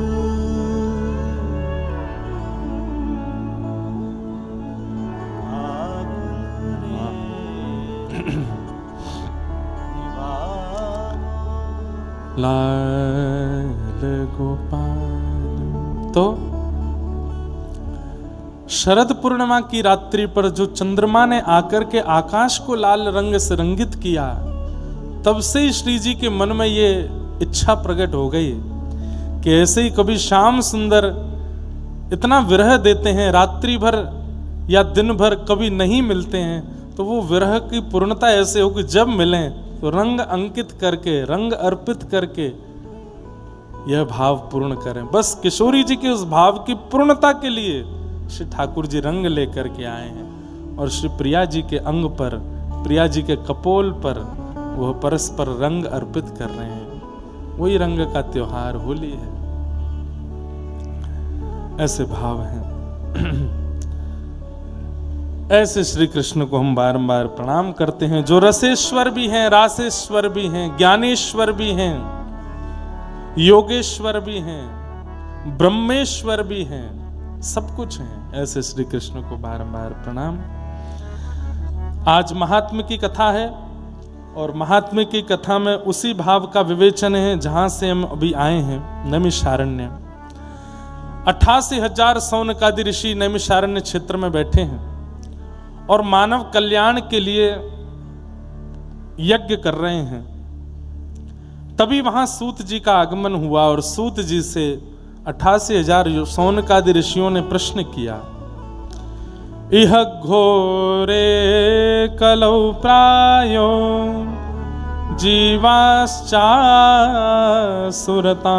गतः क्लेशाकान्तस्य तस्यैव रोधने किं परायणः। इह घोरे कलौ प्रायो जीवाश्चासुरतां गतः क्लेशाकान्तस्य तस्यैव शोधने किं परायणम्। शौनकादि ऋषि प्रश्न कर रहे हैं सूत जी महाराज से कि इस भयंकर कलिकाल में मानव का कल्याण कैसे होगा, उसका शोधन करके हमें बताइए कि इस कलिकाल में मानव भगवत प्राप्ति कैसे कर पाएगा। क्यों? श्रेयसां यद् भवेत् श्रेय पावनानां च पावनम कृष्ण प्राप्तिकरं सस्वत् साधनम तद्वदाधुना। कोई ऐसा साधन बताइए जिसमें कलिकाल में भगवत प्राप्ति थोड़ी सहज हो जाए, सरल हो जाए। क्योंकि कलयुग के जीव ज्यादा कठिन तप यज्ञ कर नहीं पाएंगे, इसलिए इनके लिए कुछ सामान्य साधारण उपाय आपको बताना पड़ेगा। तब सूत जी महाराज ने कहा, इस कलिकाल में एक ही उपाय है जिससे भगवत प्राप्ति साधारण और सामान्य सरल हो सकती है। क्या? कालव्याल मुखग्रास त्रास निर्णा सहेतवे श्रीमद्भागवतं शास्त्रं कलौकीरेण भाषितम्। काल रूपी व्याल के मुख के ग्रास बन के हम आप सब लोग बैठे हैं। हमारे जब चाहें तब प्राण निकल सकते हैं, लेकिन इस भयावह कलिकाल में भी श्रीमद् भागवतम शास्त्रम कलौकीरेण भाषितम, एकमात्र श्रीमद् भागवत शास्त्र है जिसकी सन्निधि में जाकर के, जिसका अवलोकन श्रवण करके आप जीवन में भगवत प्राप्ति के मार्ग पर अग्रसित हो सकते हो। मार्ग पर चलना शुरू कर दो, गंतव्य पे तो पहुंच ही जाओगे। आज नहीं तो कल पहुंचोगे, कल नहीं तो परसों, पर मार्ग श्रीमद् भागवत ही प्रदान करती हैं। इसलिए भागवत का आश्रय लो। हमारे स्वामी श्री हरदास जी महाराज ने भी, जहां पर रस परंपरा की वृहद स्थिति है, वहां स्वामी जी महाराज भी कहते हैं, प्रथम सुने भागवत भक्त मुख भगवत वाणी। पहले भागवत सुनो। आजकल वृंदावन आकर के कई बार लोग कीर्तनों से प्रभावित होकर के, भजनों से प्रभावित होकर के, और यहाँ बनने वाले गोपी स्वरूप और चित्रकला मुखमंडल पर होने वाले छापा तिलक से प्रभावित होकर के वृंदावन आ जाते हैं। उन्होंने कभी कथा नहीं सुनी, वो केवल भजन संकीर्तन और इन्हीं भावों में ज्यादा रत होकर के वृंदावन के प्रति प्रेम प्रकट कर लेते हैं। कहीं ना कहीं उन सबके भगवत मिलन में बहुत बड़ी बाधा बन जाती है, बहुत बड़ी एक रुकावट बन जाती है। पहले कथा सुनिए। ठीक है, वृंदावन आपको खींच करके बुलाया कीर्तन ने, किसी भजन ने, किसी भाव ने, लेकिन वृंदावन जब प्रिय लग गया है तो अब कथा सुनिए और जाकर के वहां वृंदावन प्रिया प्रियतम के भाव को समझना शुरू कीजिए। और एक और बात, एक कथा, दो कथा, 100 कथा, 500 कथाओं में भी वृंदावन समझ में नहीं आएगा। वृंदावन तब समझ में आएगा जब श्री जी चाहेंगे, जब ठाकुर जी चाहेंगे। आप सुनते रहो, जीवन भर सुनते रहो, कथा को हृदयांगित करते हुए सुनते रहोगे तो एक दिन प्रिया जी के चित्त में इच्छा हो जाएगी, ताकि आपको यह व्रज का अनुभव हो जाए, और वो अनुभव हो जाएगा। इसलिए प्रथम सुने भागवत, कथा सुनना बहुत जरूरी है। कीर्तन कथा बाद का विषय है। श्रवणम कीर्तनम विष्णु, पहली भक्ति श्रवण है। श्रवण करो, बिना श्रवण के उद्धार नहीं होगा। श्रीमद्भागवतं शास्त्रं कलौकीरेण भाषितम्। कलयुग में यही भागवत की कथा है जो कल्याण कर सकती है। तब नारद जी महाराज ने, तब सूत जी महाराज से शौनकादि ऋषियों ने पूछा, कृपा कर इस भागवत की थोड़ी महिमा हमको बताओ, इसका महात्म हमको सुनाओ। तब सूत जी महाराज ने कथा सुनाई। एक बार की बात, नारद जी महाराज बद्रिकाश्रम गए और वहां जाकर के सनत कुमारों से वे मिले। सनत कुमारों ने नारद जी को देख करके कहा, बड़े चिंतित लग रहे हो, क्या बात है? तब नारद जी महाराज ने कहा, मैं पूरी पृथ्वी पर भ्रमण करके देख चुका हूं, मेरे मन को शांति नहीं मिली। अहम तुम पृथ्वीं यातो ज्ञात्वा सर्वोत्तमामिति पुष्करम च प्रयागम च काशी गोदावरी तथा हरिक्षेत्रे कुरुक्षेत्रे श्रीरंगम सेतुवंदनम एवमादिषु तीर्थेषु भ्रममाण इतस्ततः। मैंने सब जगह भ्रमण करके देख लिया, मुझे इस संसार में शांति का अनुभव नहीं हुआ। सब उल्टा पलटा है यहां पर, लोग दिखाते कुछ हैं, होते कुछ हैं। बोले क्या देख लिया तुमने ऐसा? तब नारद जी महाराज कहते हैं, सत्यम नास्ति तपः शौचम दयादानम न विद्यते उदर भरिणो जीवा बराका कूट भाषण। सत्यम नास्ति, लोगों के अंदर सत्य नहीं है, बात बात पर झूठ बोलते हैं। सत्यम नास्ति, झूठ के भी बड़े रूप होते हैं। सबसे बोलना एक बात, पर हम लोग कई बार खुद से भी झूठ बोलते हैं। कैसे?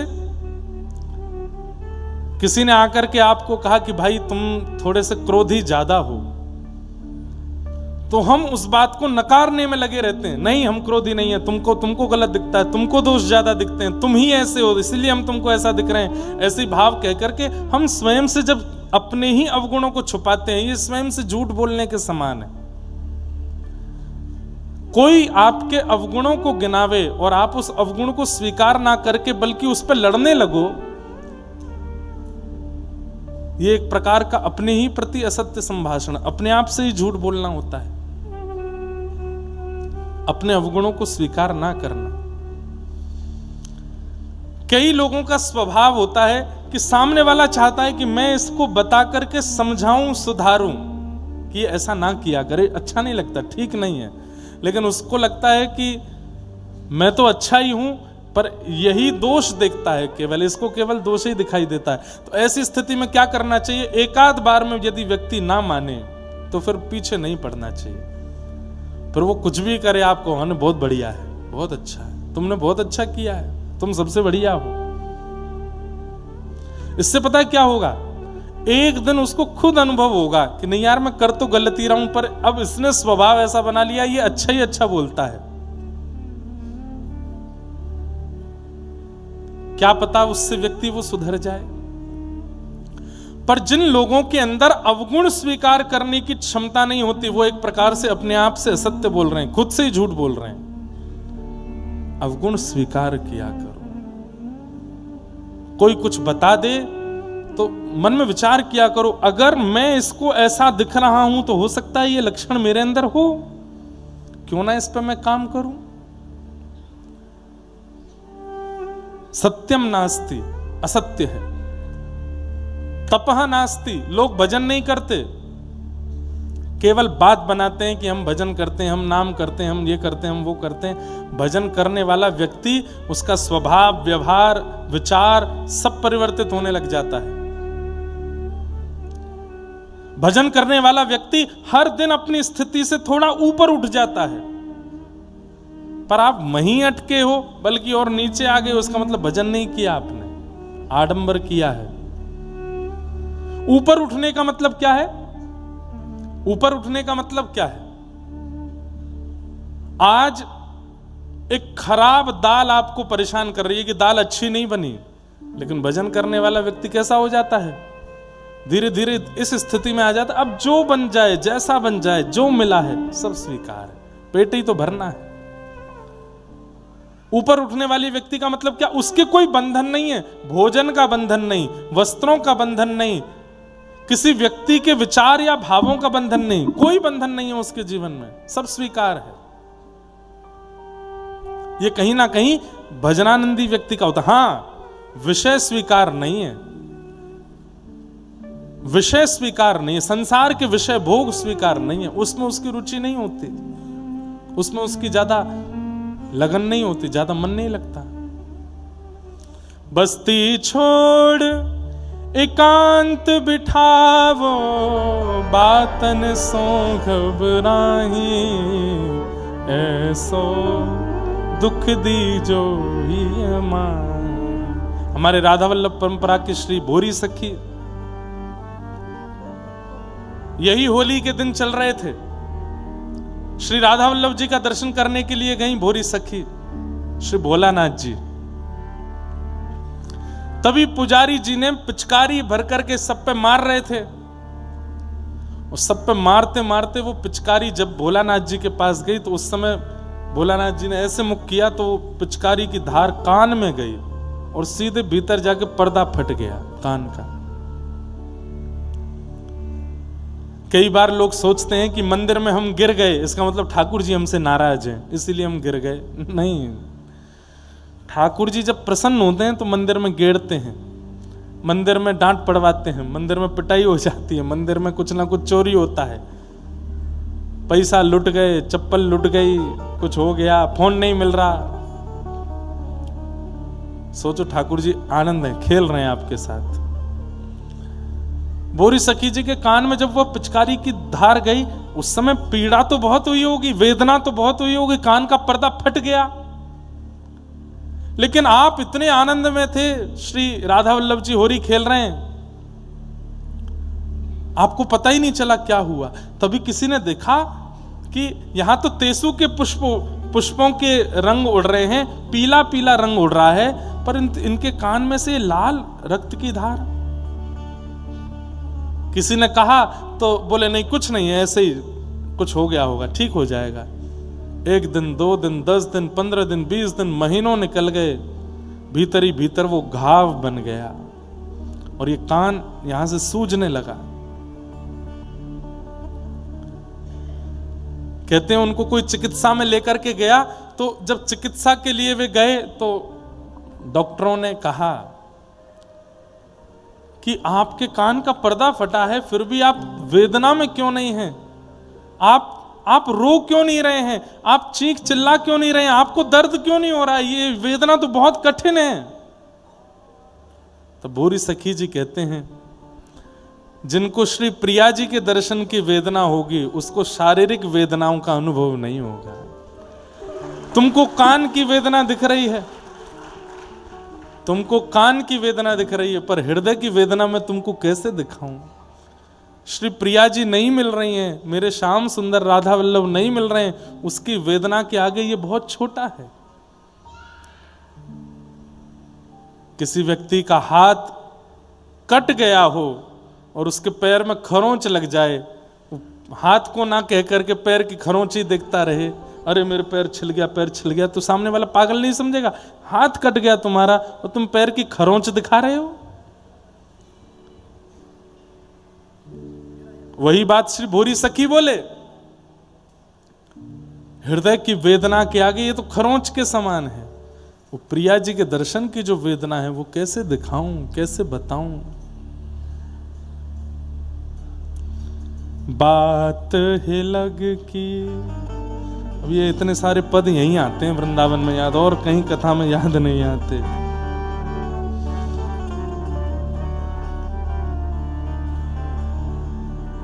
श्री चतुर्भुज दास जी का पद है, आप सबको वो पद याद है, गोवर्धन वासी सांवरे तुम बिन रहो न जाए। तो गोवर्धन वासी सांवरे पद से पहले श्री चतुर्भुज दास जी ने ये पद गाया। कथा सबको पता है कि गुरुदेव उनको तीर्थ यात्रा पर लेकर के जा रहे थे, तो आज्ञा कर दी थी रात को कि चतुर्भुज दास कल तीर्थ यात्रा पर जाना है। तो चतुर्भुज दास जी बोले गुरु आज्ञा में टाल नहीं सकता और ठाकुर जी से दूर में जा नहीं सकता, अब क्या करूं। तो रात भर बैठ करके बस सोच रहे में किसको जाके कहूं कि मैं ठाकुर जी के बिना मर जाऊंगा, मेरे प्राण निकल जाएंगे, मैं गिरिराज जी को छोड़ के कैसे जाऊं, गुरु की आज्ञा हो गई है, उसको टाल नहीं सकता। तब उन्होंने ये पद गाया, बात हिलग की, हिलग मतलब हृदय की, बात हिलग की कासों कहिए, बात हिलग की कासों कहिए, बात हिलग की कासों कहिए, बात हिलग की कासों कहिए। सुनरी सखी व्यथाया मन की, सुनरी सखी व्यथाया मन की, समझ समझ मन चुप कर रही है, समझ समझ मन चुप कर रही है। किसको बताऊं मैं? अगर मैं किसी से जाके कहूंगा भी तो वो सामने वाला यही कहने वाला है कि अरे गुरु आज्ञा प्रधान है, गुरु ने कहा है कि जाना है तो तुम्हें अपने मन की चिंता नहीं करनी चाहिए। पर मैं उसे कैसे समझाऊं कि मेरा मन श्री गिरधर लाल जी के चरणों में है, इनको छोड़ के मैं नहीं जा सकता। मरम बिना मरमी बिना मरम को जाने, मरमी बिना मरम को जाने, यह उपहास जान जग सही, यह उपहास जान जग। कितनी बड़ी बात है बंधुओं। संसार में होने वाली दुर्घटनाएं या हमारे जीवन में होने वाली कोई भी परिस्थिति आप किसी से शेयर करोगे तो सामने वाला व्यक्ति आपको क्या उत्तर देगा पता है? हाँ हाँ ऐसी ही स्थिति उसके साथ हुई थी तो उसने ऐसा किया था, तुम ऐसा कर लो। हाँ यही बीमारी उसको भी हुई थी, तुम ऐसा उस डॉक्टर के पास जाओ ठीक हो जाओगे। अरे भैया यही घटना उसके घर में घटी थी, वहां ऐसा हुआ था, तुम कर।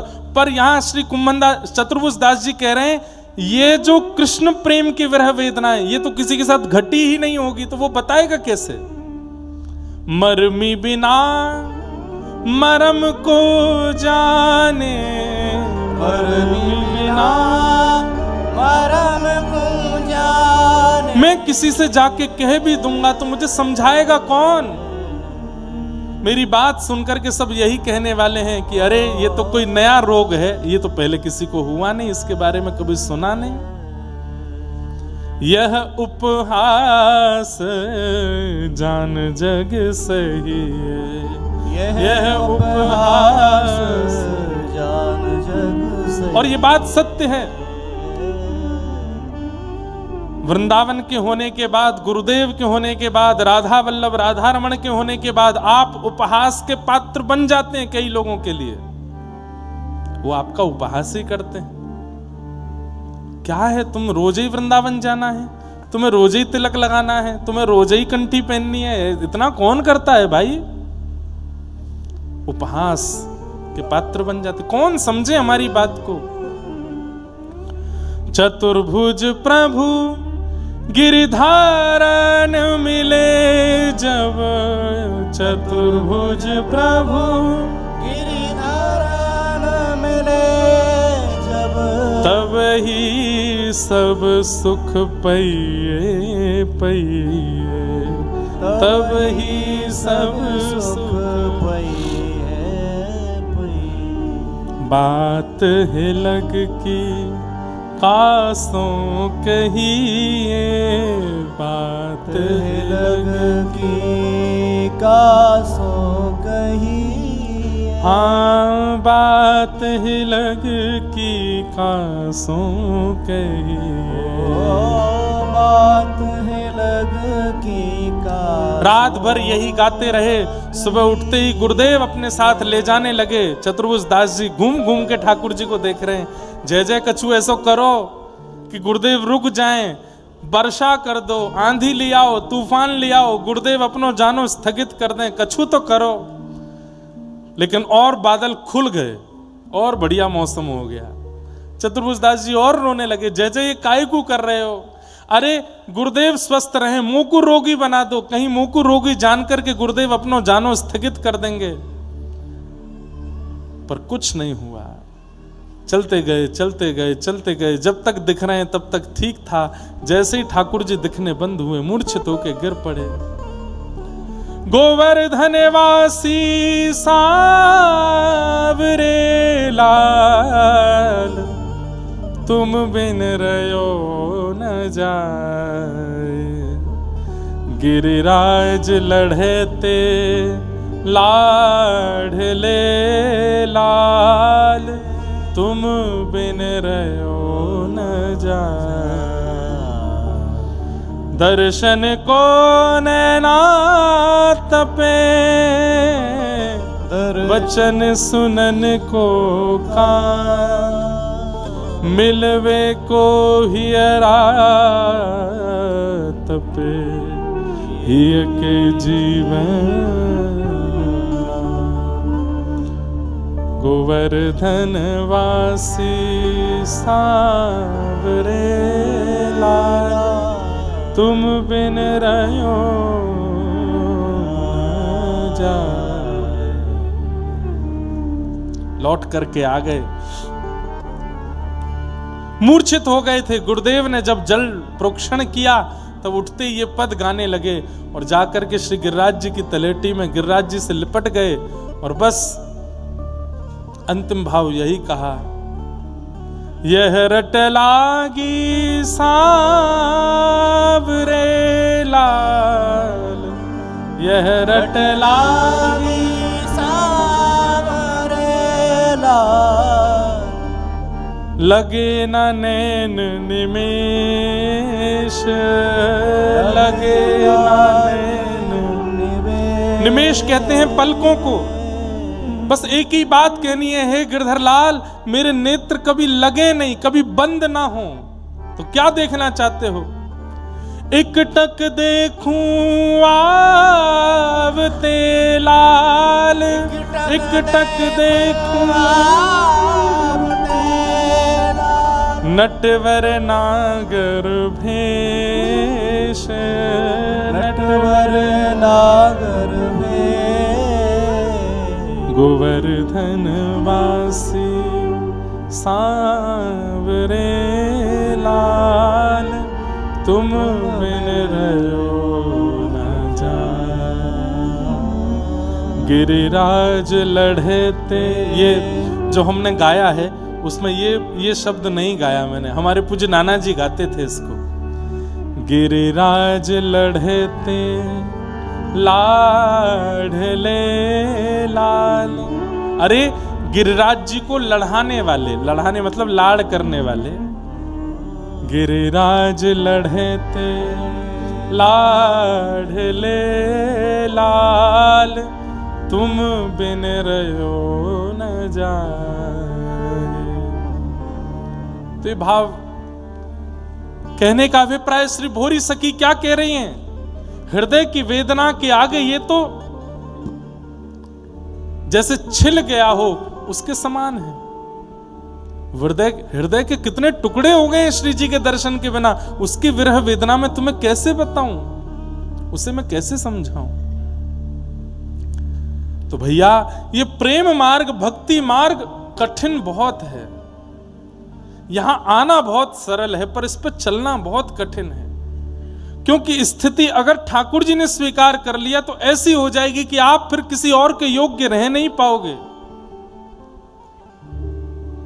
ये विचलनता, ये विचित्र प्रकार की स्थिति जो संसार में, समाज में किसी की नहीं होगी, वो होती चली जाएगी। लोग बाग फिर उसको, जैसे किसी को कोई रोग हुआ, अगर वही रोग किसी और को हो गया तो व्यक्ति सोचता है कि इस रोग की दवाई है, पर जो किसी को रोग नहीं हुआ वो अगर आपको हो गया तो आपको लोग पागल ही कहेंगे, बोले ये कोई होता ही नहीं ऐसे, तो इसको हुआ, ये पागल है। और अधिकतर भक्ति प्रेमियों को पागल कह दिया जाता है।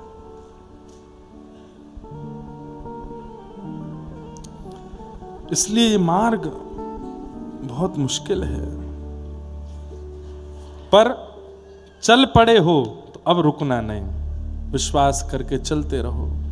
ठाकुर जी अनुग्रह करेंगे, कृपा करेंगे।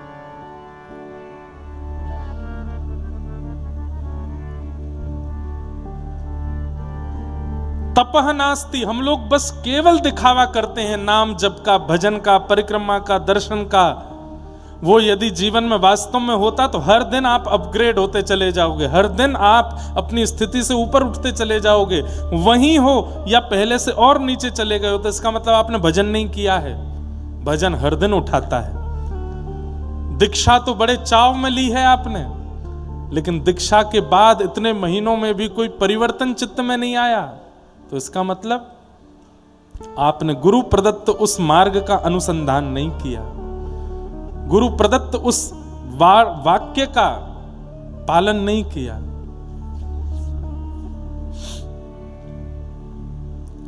पालन किया होगा तो आप हर दिन बढ़ोगे, हर दिन कुछ अलग होगा आपके साथ। स्थिति में, परिस्थिति में, व्यवहार में, स्वभाव में परिवर्तन आएगा। तपः नास्ति, तो यहां पर कह रहे हैं सत्यम नास्ति। कलिकाल के लोग सत्य नहीं बोलते, तप नहीं करते, भजन नहीं करते, केवल दिखावा करते हैं। शौचम नास्ति, पवित्रता नहीं है, केवल बाहर से शरीर को नवाते हैं, चित्त अत्यंत धूमिल है। शौचम नास्ति। दया नास्ति, दया नहीं है इन लोगों में, दया भी केवल दिखावा है। दानम नास्ति, दान भी नहीं करना जानते। कलयुग के सब जीवों की खूब निंदा कर रहे हैं नारद जी महाराज। और क्या कह रहे हैं? बोले उदर भरिणो जीवा। कोई भी काम करते हैं उससे पहले ये जरूर देख लेते हैं कि इस कार्य को करने से मेरा पेट भरेगा कि नहीं। कोई भी काम निस्वार्थ भाव से नहीं करते हैं, उसमें अपना स्वार्थ और अपनी योग्यता जरूर देख लेते हैं कि हमको ये मिलेगा तो ही हम इस क्रिया को करेंगे। उदर भरिणो जीवा बरा का कूट भाषण। सब देखते देखते नारद जी महाराज जैसे ही वृंदावन पहुंचे, वृंदावन जाकर के क्या देखा? बोले मैंने वृंदावन में आकर के देखा यमुना तट मापन्नो यत्र लीला हरेर भूत। मैं यमुना तट वृंदावन में जब पहुंचा तब मैंने देखा एक सुंदर युवती बैठी है यमुना जी के तट पर, रो रही है और उसकी गोद में दो वृद्ध लेटे हैं, ज्ञान और वैराग्य। वो युवती कौन है? वो युवती भक्ति है। वो युवा है, वो अति सुंदर है, पर रो रही है, बहुत दुखी है। क्यों? क्योंकि गोद में दो वृद्ध बालक हैं, ज्ञान और वैराग्य, जो कि उसी के पुत्र हैं। मां युवा है, बालक वृद्ध हैं। क्योंकि संसार का हर जीव भक्ति तो करता है पर ज्ञान वैराग्य से भागता है। कथा में रोचक हास्यपद बातें करते रहो तो लोग बाग डटे रहते हैं। जैसे ही थोड़ी ज्ञान की चर्चा होती है धीरे धीरे उठने लगते हैं, फोन चलाने लगते हैं, इधर उधर मुख करने लगते हैं। क्यों? भगवान गीता में अर्जुन से कहते हैं संसार में दो सबसे कठिन काम है अर्जुन। पहला स्वयं अध्ययन करना, बिना किसी की सहायता के स्वयं पढ़ना, और दूसरा जब कोई ज्ञान की बात कह रहा हो तो धैर्य पूर्वक उसको सुनना। क्योंकि हमारा स्वभाव बन गया है, ज्ञान की चर्चा होते ही हमारी इंद्रियां अपने आप संकेत करती हैं ये नहीं सुनना है। क्यों? इससे नहीं तो दोबारा जन्म कैसे होगा तुम्हारा? ज्ञान की बात सुन लोगे तो मुक्त हो जाओगे, और तुम अगर मुक्त हो गए तो इस कलिकाल का संचालन कैसे होगा? तुम्हें पुनः आना पड़ेगा इस संसार में, फिर से जन्म लेने के लिए तुम्हें ज्ञान से बचना पड़ेगा। इसलिए ज्ञान की अत्यंत गूढ़ चर्चा होते ही व्यक्ति अपनी आंखें मूंद लेता है, किसी और कार्य में मन लगाता है, नहीं सुनता। वो नहीं सुन रहा है, उसकी इंद्रियां नहीं चाहती कि वो सुने। इसीलिए ज्ञान और वैराग्य कलयुग में वृद्ध पड़े हैं और उनकी माता युवा है। क्योंकि भक्ति सब करते हैं पर ज्ञान वैराग्य शून्य भक्ति है।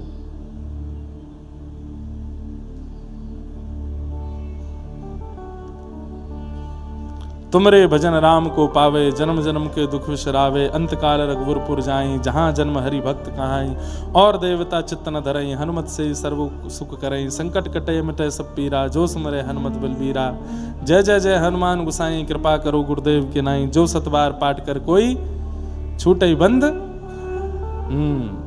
जो यह पढ़े हनुमान चालीसा, हो सिद्ध साखी गौरी सा, तुलसीदास सदा हरि चेरा, हृदय मह डेरा। पवन तनय संकट हरण, मंगल मूर्ति रूप, राम लखन सीता सहित हृदय बसौ।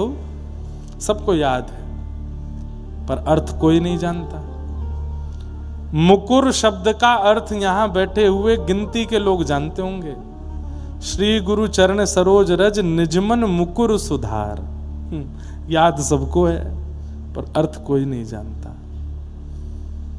ज्ञान नहीं है, केवल भक्ति है। और वैराग्य नहीं है। वैराग्य का मतलब किसको कहते हैं? वैराग्य राग रहित स्थिति को वैराग्य कहते हैं। राग किसको कहते हैं? आसक्ति। और आसक्ति रहित जीवन जिसका, वो वैरागी है। घर छोड़ने वाला वैरागी नहीं होता। कई लोग ऐसे होते हैं घर में रहते हुए भी सब चीजों से परे रहते हैं, वो वैरागी है। बहु व्यंजनों के बीच में रहते हुए भी जीव पर पानी नहीं आने देते, वो वैरागी हैं। बहुत भोग वस्तुओं के बीच में रहते हुए भी अपने मन को धैर्य पूर्वक रखते हैं, वो वैरागी है। मैं आंख बंद करके कथा इसलिए कह रहा हूं ताकि मेरा ध्यान ना भटके। मैं कहता रहूं, कोई उठे आवे जावे तो भी, और कुछ चिंतन चलता रहे, इसलिए आप लोग केवल सुनिए। वैराग्य का मतलब घर त्यागना नहीं होता। वैराग्य का मतलब वस्तु त्यागना नहीं होता। वैराग्य मतलब व्यक्ति त्यागना नहीं होता।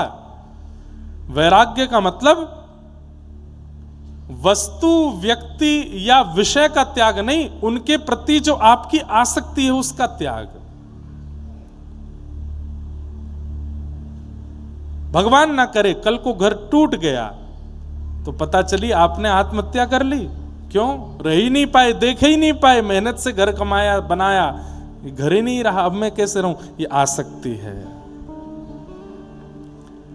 मैं अपनी पत्नी बच्चों के बिना नहीं रह सकता। उनमें से किसी को भी जीवन में कोई कष्ट आ गया, तुरंत अपने आप विष खा लिया, ये आसक्ति है।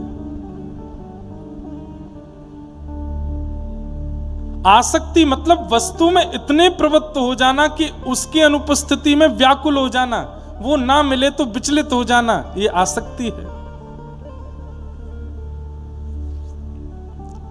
आसक्ति। और इस आसक्ति के त्याग को ही वैराग्य कहते हैं। स्वामी श्री हरदास जी महाराज 56 भोग बना करके पवाते हैं श्री बिहारी जी को। 56 भोग बनाए मीन नर कट तिमि पोषे। नाभाजी श्री भक्तमाल जी में कहते हैं कि 56 भोग बनता है श्री बिहारी जी के लिए, लेकिन श्री स्वामी हरदास जी क्या करते हैं? 56 भोग पवाने के बाद स्वयं अपने हाथों से भी कोई सामग्री सिद्ध करते हैं, स्वयं नहीं पाते, भोग लगा करके जलचर, थलचर और आकाश चरों को पवा के फिर ब्रजवासियों में, सेवकों में बंटवा देते हैं, स्वयं नहीं पाते। इतनी सुंदर चर्चा है। स्वामी श्री हरदास जी स्वयं कभी नहीं पाते, तो प्रिया प्रियतम एक दिन प्रकट होकर के बोले, स्वामी जी ये बहुत गलत बात है, हमारा प्रसाद आप नहीं पाते, सबको पवा देते हो।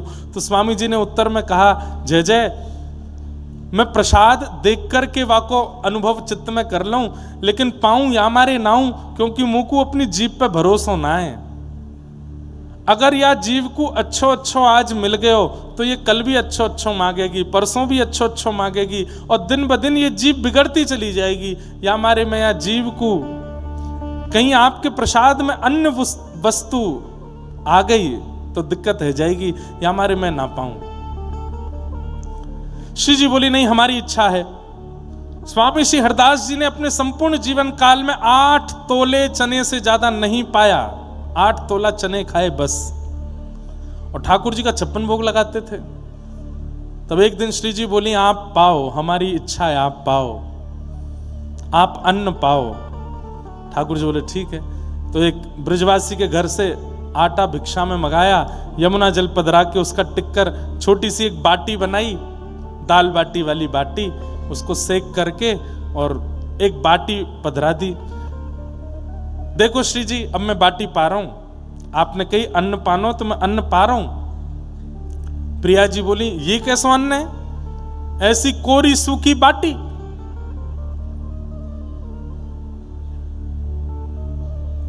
या पावे से अच्छा तो चना ही पा लो।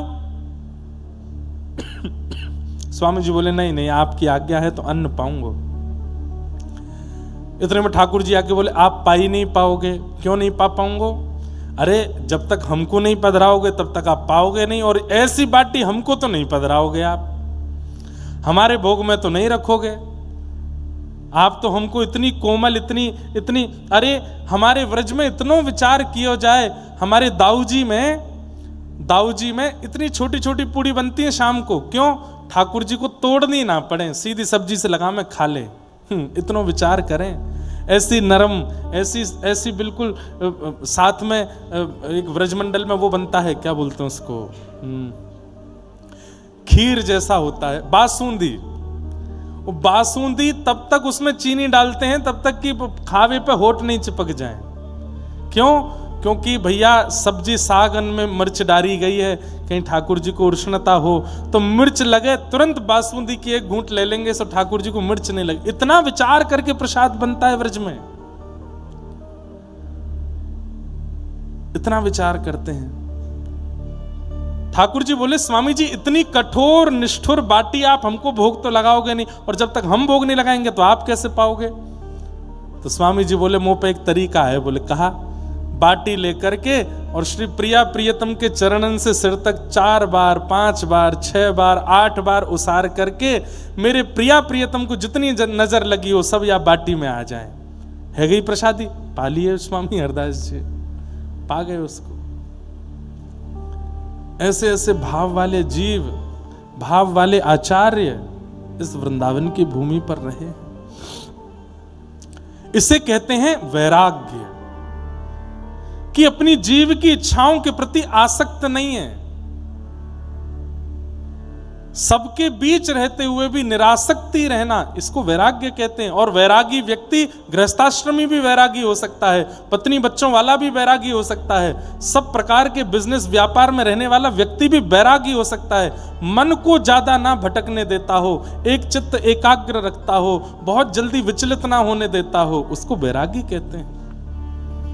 पर भक्ति तो है पर वैराग्य नहीं है, इसीलिए भक्ति के दोनों पुत्र वृद्ध हो गए हैं। भक्ति ज्ञान वैराग्य को कैसे बढ़ाया जाए चित्त में, यह प्रश्न जब सूत जी महाराज ने सौनकादि ऋषियों से किया, तब सौनकादि ऋषियों ने वही उत्तर दिया जो नारद जी को सनत कुमारों ने दिया। बोले एक ही उपाय है। बोले क्या? सत्कर्म सूचको नूनम ज्ञान यज्ञ स्मृतो बुधई श्रीमद् भागवतालाप सतु गीत सुकादिवे। श्रीमद् भागवत की कथा सुनो और भागवत की कथा सुनकर के तत्श्रवणमन प्रपठन विचारण परो। बंधुओं, कथा को लागू नहीं करना है, विचार करना है। व्यास जी क्या कह रहे थे आज कथा में, उसका चिंतन जरूर करो कक्ष में बैठ करके, क्योंकि चिंतन ही उसको लागू करवाएगा, चिंतन ही जीवन में लाएगा। ये बात महाराज जी ने कही थी, ये कथा महाराज जी ऐसे सुना रहे थे, इसमें क्या रहस्य है, क्या बात है, उसका चिंतन करोगे, चिंतन करने से ही वो जीवन में आने लग जाएगा। और यदि वो जीवन में आ गया तो इस कलिकाल में भक्ति के साथ ज्ञान और वैराग्य दोनों पुष्ट हो जाएंगे। भागवत की कथा कराओ, कहाँ कराएं? बोले आनंद नाम के वन में कराओ। और वहां कथा हुई, सनत कुमारों ने कथा सुनाई। जैसे ही भक्ति महारानी ज्ञान वैराग्य पुत्र के साथ हैं, कथा में प्रवेश करते ही ज्ञान और वैराग्य युवा हो गए। आहा, युवा हो गए। भक्ति सुतौ तौ तरुणौ गृहीत्वा, तरुण हो गए दोनों। ज्ञान और वैराग्य जो बूढ़े हो गए थे वो तरुण हो गए। प्रेमैक रूपा सहसा विरासित श्री कृष्ण गोविंद हरे मुरारे नाथेति नामानि मुहुर्वदन्ति। ठाकुर जी की कथा में प्रवेश करते ही ज्ञान वैराग्य युवा हो गए। और युवा ज्ञान वैराग्य को देख करके भक्ति महारानी नृत्य करने लगी, आनंदित हो गई, सब निमग्न हो गए, प्रेम निमग्न हो गए। तब भक्ति महारानी ने पूछा कि हे नारद जी महाराज, मैं कथा में आ गई, अब कथा में मुझे बैठना कहाँ चाहिए, मेरा आसन कहाँ है? तब नारद जी महाराज ने भक्ति को आसन बताया। क्या? भक्ति